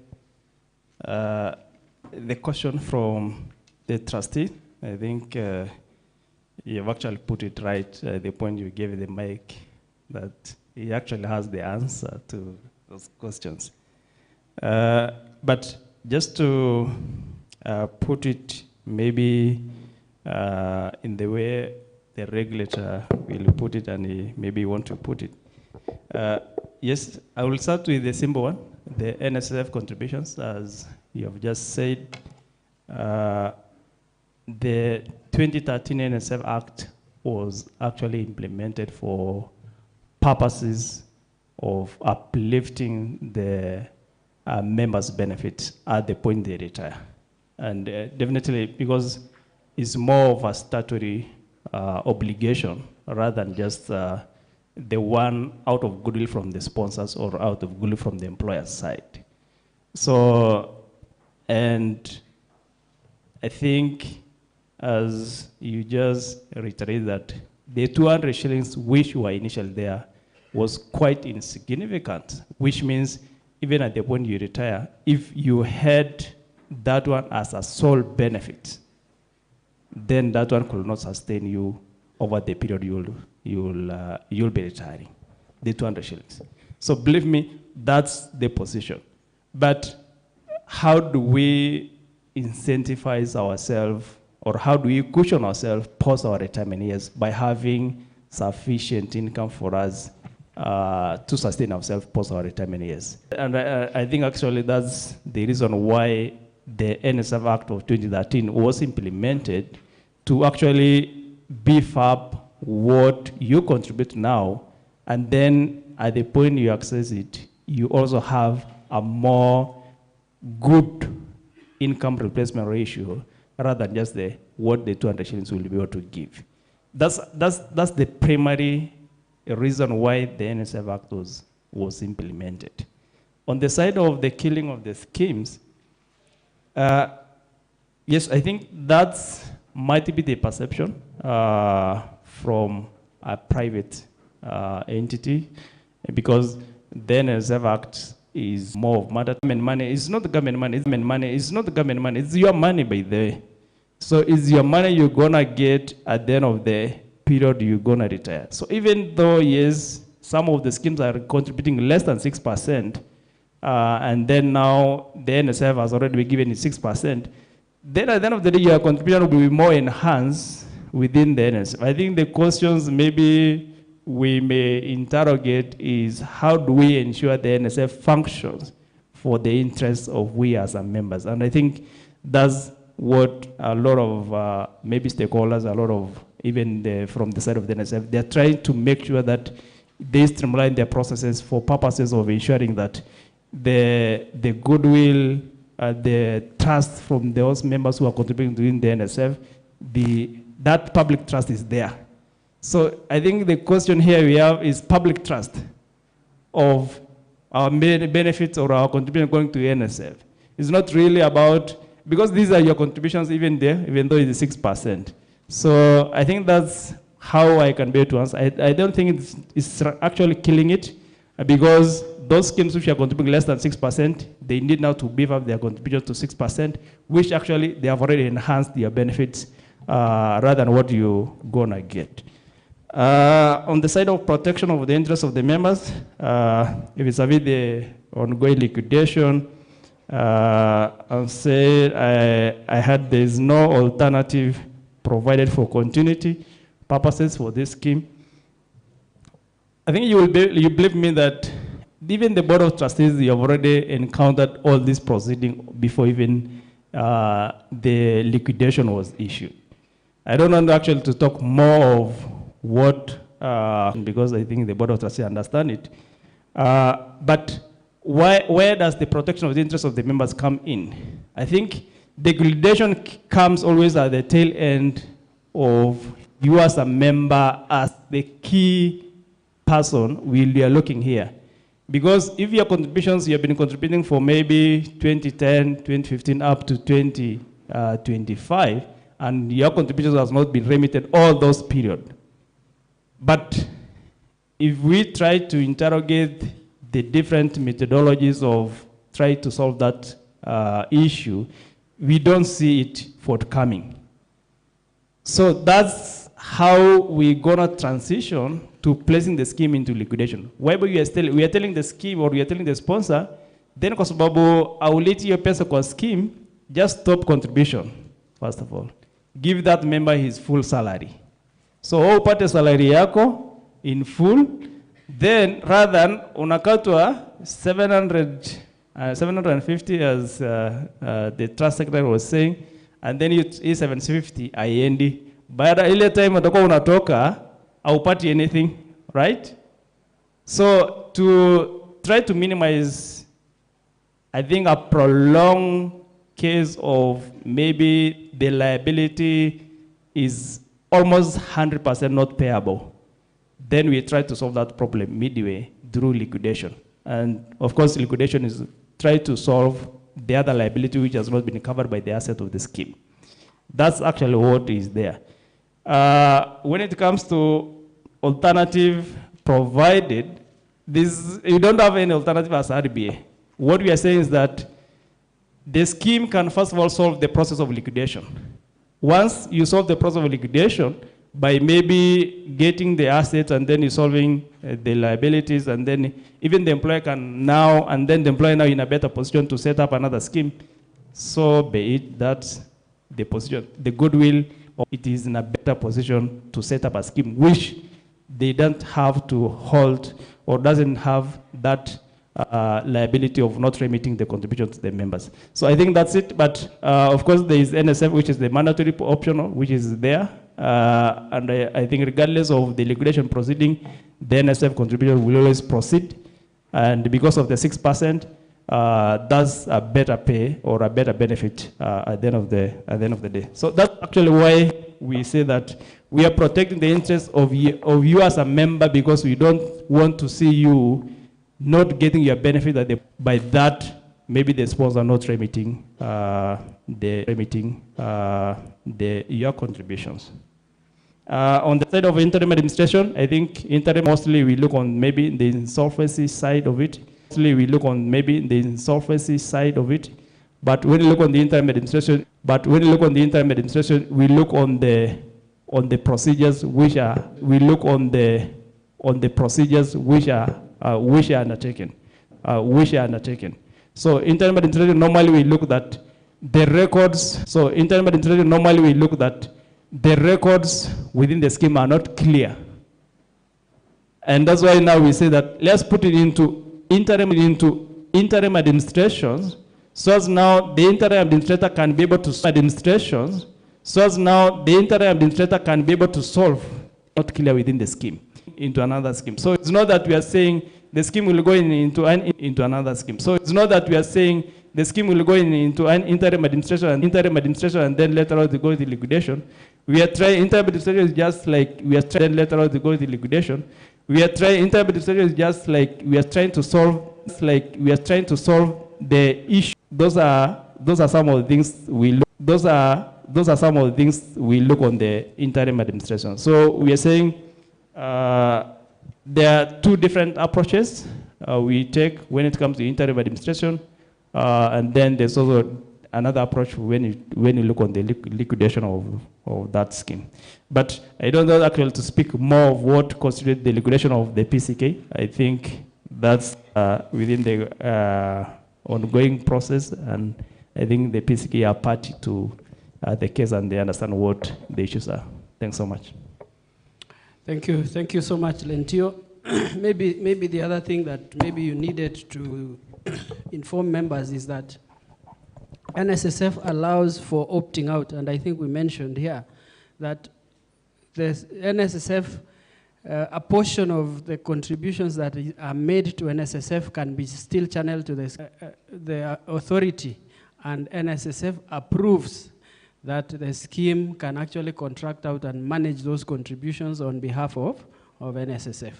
But we know where we are. Our application is with RBA. I don't want to say what is the answer, but the application has been submitted for us to contract out. So let's take other questions.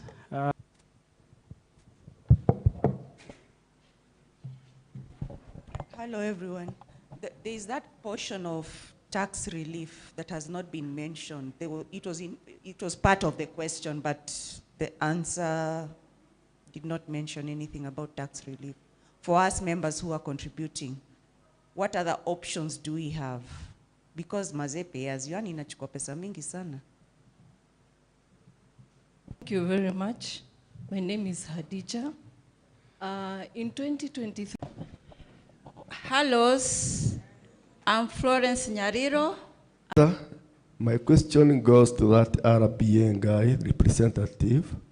I just wanted to know or I'm seeking to know, it is at what cost are you purporting to protect our interests? Can you tell us?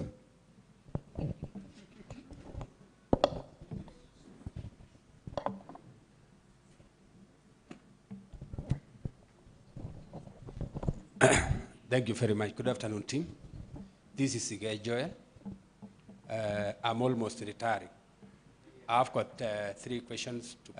I'm almost retiring. I've got 3 questions to put across. And my question goes to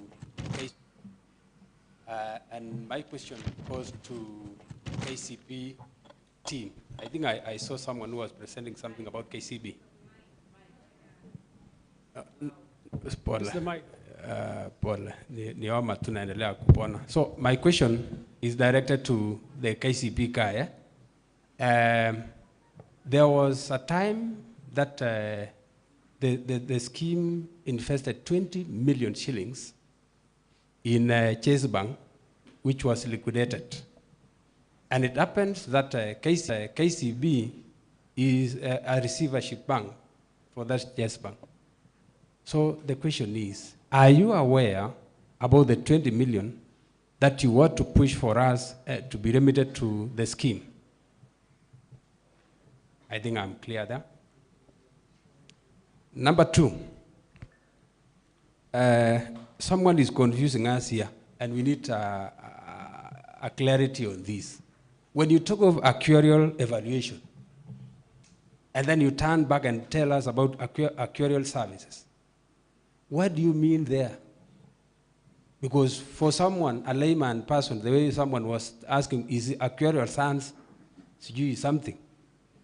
Can that actuarial person do the same, that one work, as opposed to having 2 things at the same time? My last question, please, team. We are very much aware about the case that has been ongoing and about the ruling to liquidate the new pension scheme for non-compliance, not remitting our deductions since January 2015 to date. You know, it is very wrong. It is very sad. It is very disappointing when Sigay retires tomorrow, goes home, and starts waiting for the money which was deducted in 2015. And in between 2015 and the date I'm retiring, I've not been taking my lunch. Ni maji moto tu asubuhi, saa 4, saa 6, saa 10 kabla niende nyumbani. Alafu nikifika time yangu, I'm being cleared to go home and told to go and wait for the money. Now, people has been praying for God to appear and save them. Those who have retired and are alive, and those who are nature, they are no longer with us. They haven't received that money. If now God has answered our prayers by bringing the liquidator, why is the scheme and the sponsor challenging the same ruling in the court through an appeal to stop the liquidator from assisting us, the heroes and heroines, to get that money by the time we are going home? That is what we need to hear clear. And if that liquidator will come and save us, we don't even mind about having the same pension if he is not remitting the money. Waje NSSF kama inakuwa manage tupeleke pesa huko. That is my feeling, and that is my portion. Lastly, this goes to the trust secretary. I believe we had a slot for the retirees as a trustees. So I still have a belief, and we need to I stand to be guided on this, that if I retire tomorrow and I was serving as a trustee, see, you qualify to be in the group of the retirees, and then you leave the position for that you are holding for the people who are still serving. Thank you very much. Enjoy your day.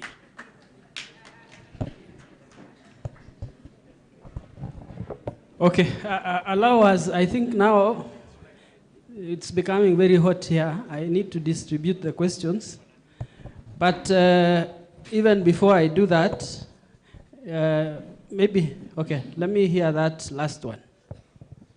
My name is Susan Kamau. I wanted to ask a question concerning the new scheme. when the chair was reading us the report for the financial statement, he said that during the 9 years period, that the investment has declined from 3.8 billion to 1.3 billion. And to quote his statement, he said that the scheme is not able to continue in the current status. Yet in the auditor's report, when he was reporting, he did not re-emphasize whether the new scheme is in a going concern status. And he also did not mention about winding up. Are we really, as we are saying, we are doing well? Are we doing well in the new scheme? If we are moving from a 3.8 to 1.3 within 9 years, in the coming years, are we going to be able to sustain to pay pensions to those who are retiring?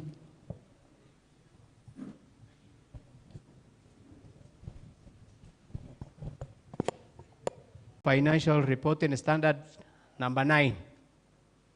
We were compelled when it was introduced. This unremitted contribution. As the auditor has also mentioned that, and even RBA, that possibility of receiving. So they have been impaired. That is what it resulted, reducing the bond value from that 3 billion to the 1.3 that you have mentioned. And once we receive that amount through the cabinet memo which has been mentioned, through the transfer of asset, that amount will now be recognized and returned back again. So it is in the impairment as per the requirement of the International Financial Reporting Standard number 9 that made that amount to reduce the fund value.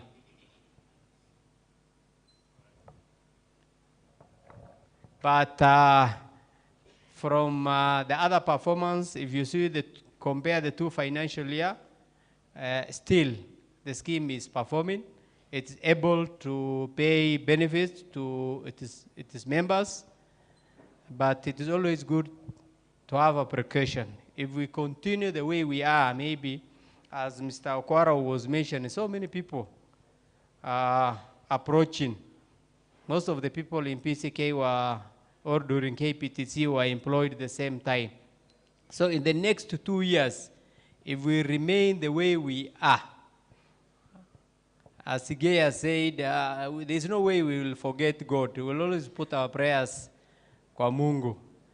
Mungu akitusaidia tupate hiyo pesa kutoka PCK, the situation is going to improve. There's another question Sigei has asked about issues of trusteeship. The trust deed and rules are very clear. RBA regulation and the guidelines are very clear. There are 2 categories of trusteeship. Members elected, like me, who are elected. The term is clear, but the constitution has also changed. Some of us can become like Museveni, and it used to have a term limit, but now RBA has also removed because of issues of knowledge and management, but we are not there to stay. But I know what you are mentioning and where you are targeting. The other category is sponsor nominated. The sponsor has the prerogative to appoint sponsor nominated from any category, as long as they meet the requirements of Chapter 6 and they meet the criteria required. So that's why maybe you are seeing Nancy Madenge and we will go and interact with those documents so that we know, we understand how trustees are appointed and removed. Jacinta asked about the tax relief. I think Lentio here mentioned about the relief that was given by government after a long time. We fought for a very, very long time to have that increased from 20,000 to 30,000. Tax, what happens is that reduces your pay as you earn, because the allowable amount for pension has increased to 30,000. So if you are contributing, say 20,000 or 29,000, that is removed from, from your pay. Before you compute your pay as you earn, you less that first. You reduce your tax by that 30, maximum of 30,360 in a year. So there is a lot of positive move by the government in terms of tax reliefs. Pensioners, no tax, no more taxation.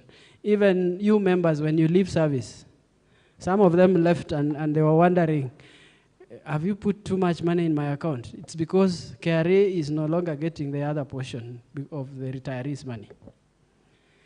Hadija space in our buildings, yes, this is actually part of our strategy. If you look at our strategy, we plan to relocate to one of our buildings in Westlands. Those they may take over even, what do you call, this building, Sit Square, as part of the recovery plan. So the sponsor maybe is also protecting, and they're saying, we are doing some initiative. There is a cabinet memo that we are transferring, give us time. That's why they're also objecting on that aspect. But RBA, at least they are trying, but we were just saying maybe for that case, they went a bit overboard. But in terms of recovery, people, it is true the way Sigei said, the number of people who call us, who retired, even some vile alisema wamefariki and they have not accessed. By the way, for your information, I'm also a retiree now. And I was, the other day, I know Tele has not received, he's a retiree, I'm a retiree. My outstanding benefits is 2.5. So I even declined to access my benefits for SRBS until it is full. So I'm also a casualty, and we are in the same boat with some of those guys who have retired since 2015, has not been remitted. So we are together, but it is unfortunately somebody has retired, mpaka amefariki, hako access pesa yake. Mungu atusaidie. Sigei siwezi sahau Mungu, tutaomba Mungu kila wakati.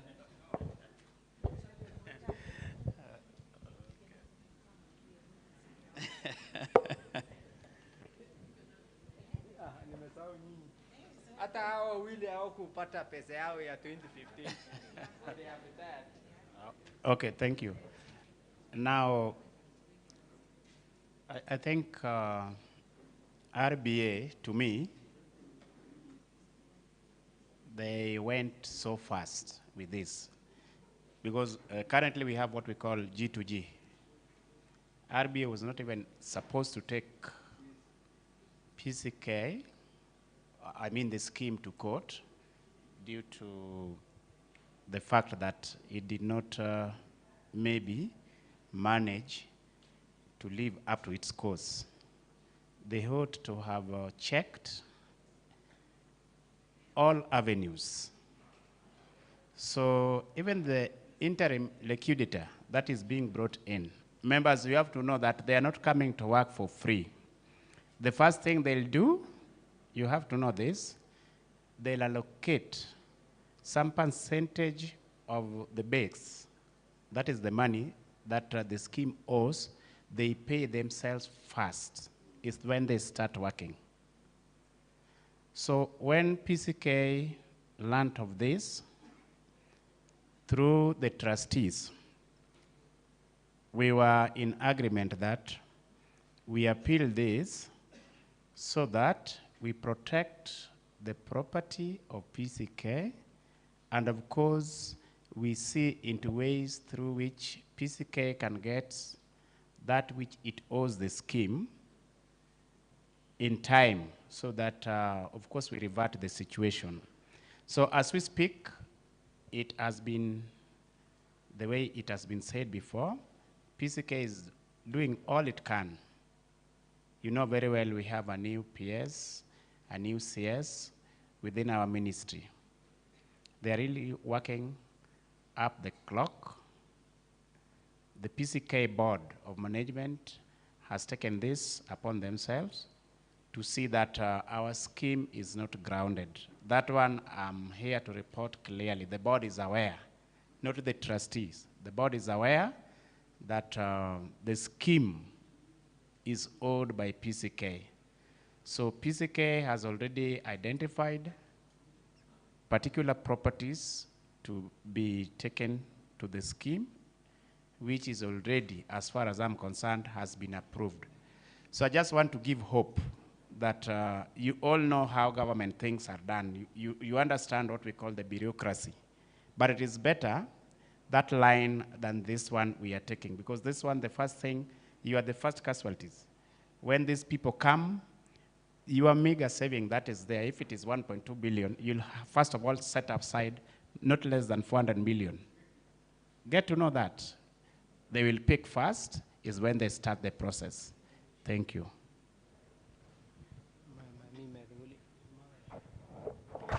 Thank you, Chairman. There's a question that I think I did not answer, Sige, about the actuary. Why do we have two instead of one? Now, you remember, you need to know one thing. Actuarial valuation for a DB scheme is a one-time exercise that is done once every 3 years. Actuarial consultancy is, as I think Leo is said, the actuary advises or is the investment advisor of the scheme. And the actuary is supposed to actually attend all meetings and monitor the performance of the other fund managers and specifically, the fund managers specifically. So we had an option to retain one actuary, but considering also the issues that we had raised, we went through a competitive process, and our pensioners, some of them have actually mentioned that they felt that Zamara is the engineer of their problems. But that is far from the truth, because Zamara is an advisor.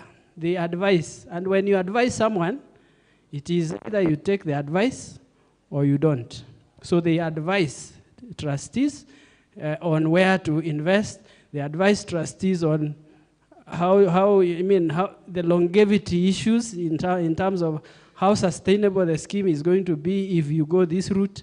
But the actuarial valuation is a one-time exercise, and that was given to RCL, who happened to have quoted together with Zamara, and they were the lowest. So they quoted for actuarial consultancy and actuarial valuation. Pick the lowest from both for the purposes of ensuring there is value for money. So thank you. More questions, or we go for lunch? Yes, there's still, most of the online questions, we are going to sit down and answer them online, as we have been advised by our seniors here. Let me take the last batch of questions.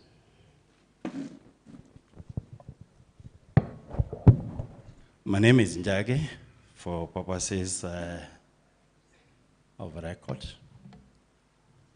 I don't think Jacinta's query was answered as far as tax or pay relief is concerned. Because what she was mentioning is not about retirement. It's about active. And in that regard, I want to conjoin it with the alternative Mukhtar and the team was asking RBA. Because from where I sit, I don't think my employer, PCK, is unable to remit, but it's just a choice. In this I mean, if when RBA considered that I should be given my money, that money comes. True or not true? So if it comes to me, it means if I was given an alternative, I'll be able to take this money again, whether to Koske or to somebody else. And hence, I'll be able also to take care of my sunset years. Because today, I may be looking very gloomy and very nice. Tomorrow, things may turn for me. So if that alternative was given, and more so an alternative that will also give me a tax relief. Because from where RBA sits is not only a regulator, but also can be able to touch base with arms of the government to be able to rescue the common people, the me and the yous who are here. On the other hand, I don't know whether I agree with the chairman's report on the challenges. The challenges. Because one of them, he said, one of the challenges is the aging, you know. I don't want to call it the aging workforce, but because the essence of coming up with a pension scheme is for who? It's for the retirees. So if I am a farmer today, and I'm doing farming of oranges, and the oranges are ripe, is it a recharge? It is not a charge. Because it was meant to take care of that. And hence, we need to reinvest and look at it in a keener manner. My last one. I think RBA took the liquidator to the wrong person. I'm in support with what Mukhtar said, that I think the liquidator should have gone to Postal House. I'm saying this as an employee and knowing what it means, because the issue is not the scheme. Is the issue the scheme? No. The issue is not about the scheme. The scheme is being managed. But the issue is, when are we getting the remittance done? Thank you.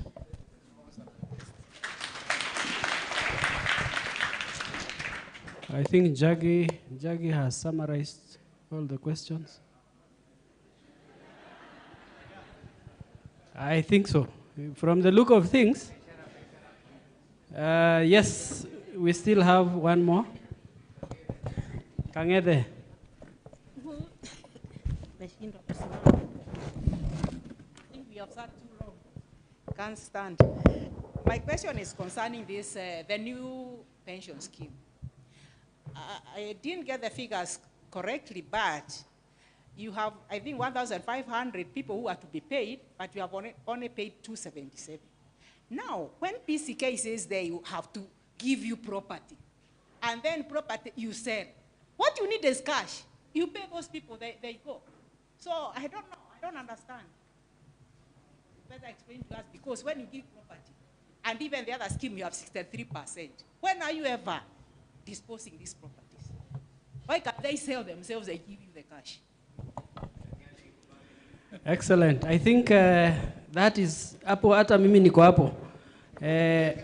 Why can't they sell and give us the money? That is all we need. We need liquidity.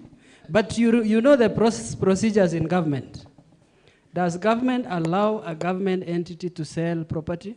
No. There is a procedure. And that's where we are stuck. Even if I like, and it, by the way, it is easier for me or for the scheme, not me, yeah? I'm talking on behalf of the scheme. It is easier for the scheme to dispose the property than for PCK to dispose. Now, those of us who are a bit older, we are told in the Bible that it is easier for a camel to go inside a needle of than what? Than a rich man to do what? Yes. So it would be very good for me to get the cash. I would really love if PCK, actually I'll have a lot of peace, because you rightly put it. We are at 63% in the old scheme. Now, for those of us who are seniors, how long have we been trying to sell this property? Up to and including even offering some of the tenants to buy, and then they counter offer to buy at a half price. We have tried all we could to sell, so it would be easier for that money to come in cash. But we are dealing with a government procedure. So it cannot, we've got to just follow the procedure. Now, regarding the 1,500 who have been paid, those are in respect, the 277 out of the 1,500, those are in respect of those people who have left. So some go to HR and they complain, oh, sijui wamefungua nyumba, sijui mtoto amefanya nini, or they are sick. Then out of mercy, they release their check. Those are the people we are talking about.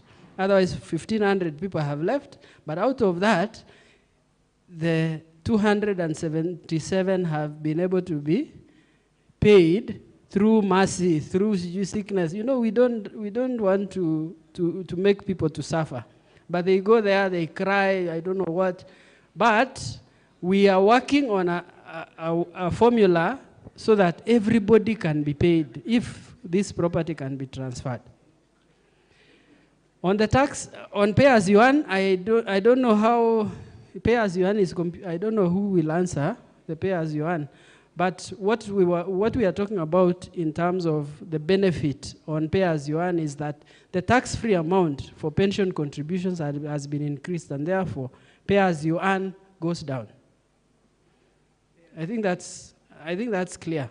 I may not be able to answer how PCK does it. PCK is deliberately refusing to remit. How comes it is able to pay me back? I don't have an answer. Do we have other alternatives? There are alternatives, but we are under occupational regulations, occupational pension regulations, where pension contributions for an occupational scheme must be deducted through payroll. So if there was an option of having that money sent to me by M-Pesa, maybe we are still discussing that to see how we can be able to amend the law to allow you to. But occupational regulations require discipline because a scheme is established by a sponsor for its employees. So therefore, to make it easy for contributions to be remitted, it makes it easy through payroll. So you deduct from payroll and remit to the scheme. So when you don't remit to the scheme, I leave it to the lawyers to interpret what that means. Challenges of aging, I think I agree with you that is not a challenge. We are set up to pay those who have aged. I think what we needed to have done is talk about liquidity, because we need to balance liquidity depending on the age profile of our members, so that if we have 100 members who are retiring in June, we restructure our investments so that they mature in June, so that we avoid a situation where we go and liquidate other assets at a loss. I think that is what we meant. And thanks for that. The liquidator should have gone to POSTAL house. In fact, by the way, we are discussing a matter that is in court, so let's not discuss too much. But what I'm saying is, part of, I hope the judges are not here, part of what we are in court against and challenging is the fact that we were required to deposit 200 million from the scheme. Who owes the money? Who is owed and who owes? Wacha kotini waamue hiyo. Thank you. I think we are done. Last question.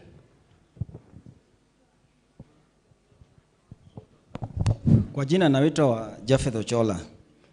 Sikuwa nataka kuuliza swali, lakini inabidi niulize swali, nijue mambo iko namna gani. Ili kudidata hii pesa wanataka walipwe. Hii pesa itakatwa from members, kwa sababu kama mnakubali liquidator chukue pesa, hiyo pesa inapata liquidator, it will be part of your money, because scheme hawana pesa ya kulipa liquidator. The money ile italipa liquidator itatoka wapi? Itatoka from members contribution ama members ile pesa member wanangojea. Sasa kama mko free unasema liquidator apate hiyo commission ya 200 million 400 million, mjue hiyo pesa itakatwa from your refund ile mnangojea. Mkuwa ready for that. Alafu nauliza hii pesa hii liquidator ataenda kwa posta peke yake ama kuna iko deni mali zingine? Because kama iko deni zingine maka iko Mombasa, iko Bungoma, atasema hii pesa tutakuwa tukilipa ndege ndio pesa ikafika hapo. Na hii pesa is there any limit tukikubalia walipe hiyo pesa? Is there a time limit ya kurefund hiyo pesa? Because mimi ni mtu wa siasa, naona kama hii City Square itaenda. Hii imeenda. Mkipata liquidator, hii City Square mtakuwa tenant kwa hii nyumba. Asanteni sana. Chairman, I respond kwa ile 200 million. Thank you.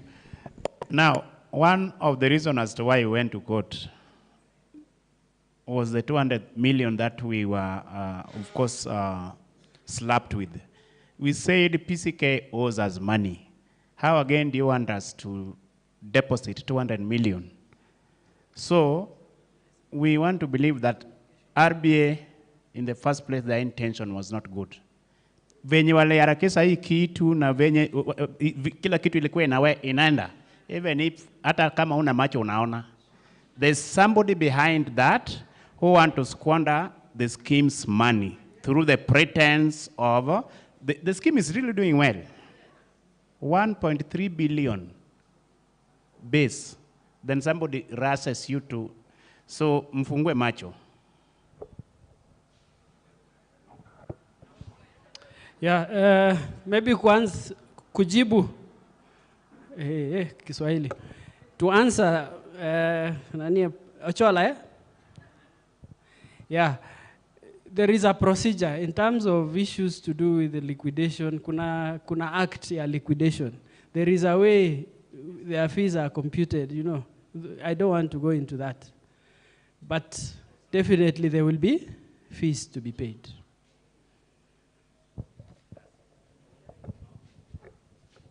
Vote of thanks. Nafikiri mumeridhika. Kama mujeridhika tafadhali, we are open, we are online. Let's engage. Thank you. There is a special request from one of our service providers.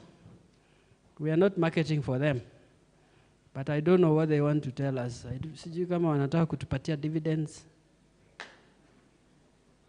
That's ni kama kuna dividends. Haya.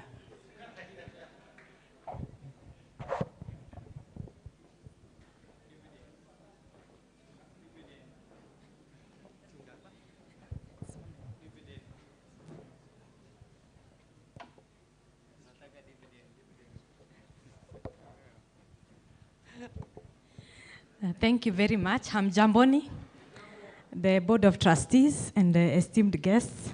Thank you very much for this 1 minute to address this meeting. Thank you very much. These are our members, our customers. Others have been our customers. My name is Miriam Deke, CEO Telepostaco, to Mwasa for a number of years. I'm just here to appreciate the opportunity by the scheme. We work very closely. The transition has been very smooth, especially lately. Our members are able to continue to be members, even when they retire cynically, and we appreciate that. I'm just here to remind our members that Telepostaco is here. Not just when you're in PCK, our relationship goes beyond poster. You retire, we are still here for you.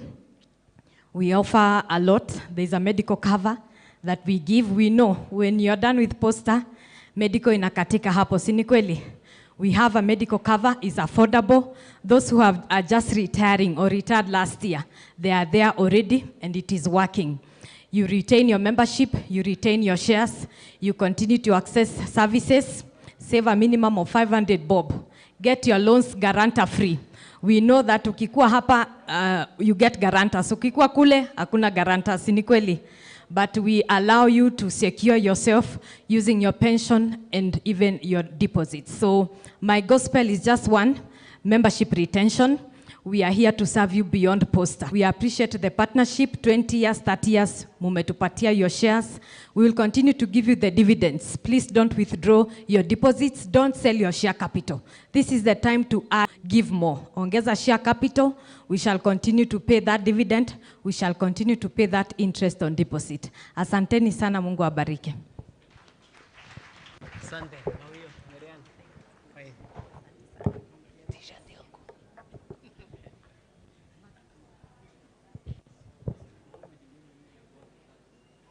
Thank you so much. Again, my name is Weldon Kirui, and I've been given a small assignment to move a vote of thanks. First of all, let me thank the Almighty God for allowing us to have this AGM. We've longed for so long to do it in December, but I thank God we are having it now. Maximum respect to our members, both in the new scheme and in the old scheme, and more so to our retirees. I've seen my senior here who happens to be my neighbor, that is Ine. So thank you so much. And the union that is led by Mr. Okwaro, thank you for attending this annual general meeting. To our sponsor, thank you for speaking hope to this AGM. Service providers, we are thankful because you've inspired confidence in the investment that we have before us. The trustees, led by our two able chairs, that is Suleika and Siengo, thank you so much for the stewardship and all the trustees. To the staff, that is led by Elijah Kwoske, you are doing a tremendous job, and we are here just because of your administration. To our MCs, you see it's tough standing and exciting the crowd. Let me say thank you on behalf of the trustees. To the host, RPM, Tele, tunasema asante. And we want to assure you that the building will not go. Yes. And I've taken notes again. There is something that Sine told us, that we want to give members more time to interrogate on the AGM rather than lecturing you. So we are taking that as part of Kaizen, continuous improvement. There is no day we are not improving, so we have taken that positively. And as you go back to your various places of work, those of us who are aiding the retirees who are heading back to their homes, have journey masses. Na mukifika pale kwa your workstation, I think the rally call that our chair said will keep on in our workstation. For the retirees, may you live long. We want to pay you for the next 150 years. Thank you so much, and there is a snack before us. Thank you so much. Okay, yangu ni ya kuomba, lakini condition moja. Dini yetu inasema for the maombi to be accepted, roho yetu yote lazima iwe pamoja. Are we ready? Tufungue roho.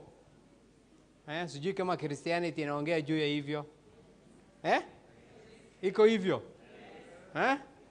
Yule anaomba na wale wanaombea lazima roho yao iwe clean, si ndio? Haya, nionyeshe mkono kama roho yote mmefungua, tumesamehana. Ndio prayers yote.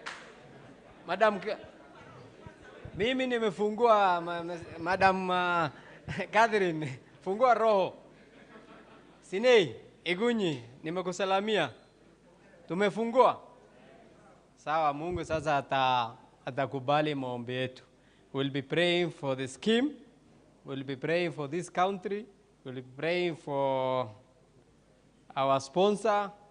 We'll be praying for the members. We'll be praying for all the service providers. Ndio? Ndio Mungu atutoe kwa hii shida yote leo tumeongea. And thank you. I can see today pensioners wamekuja former regional accountant, Eastern, naona ako hapa, retiree. Okay, nitaomba kwa Kiarabu, Mungu ni moja, si ndio? Haya, sawa. A'udhu billahi minash shaitanir rajim. Bismillahir rahmanir rahim. Alhamdulillahi rabbil alamin. Arrahmanir rahim. Maliki yawmiddin. Iyyaka na'budu wa iyyaka nasta'in. Ihdinas siratal mustaqim. Siratal ladzina an'amta 'alaihim ghairil maghdubi 'alaihim waladdallin. Amin.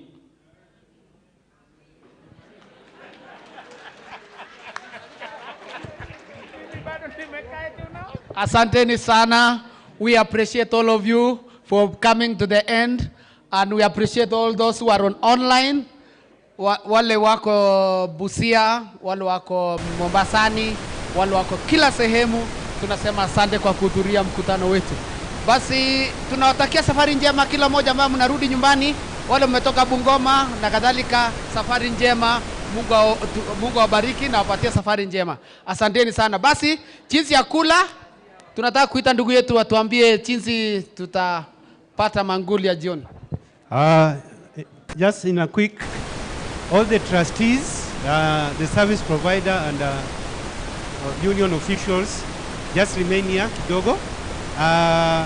PCK management and pensioners, PCK management and pensioners, that is the retirees. Enda one floor down, that is the third floor. And then PCK staff, wale wenye tuko hapa, unaona wale wengine wanaenda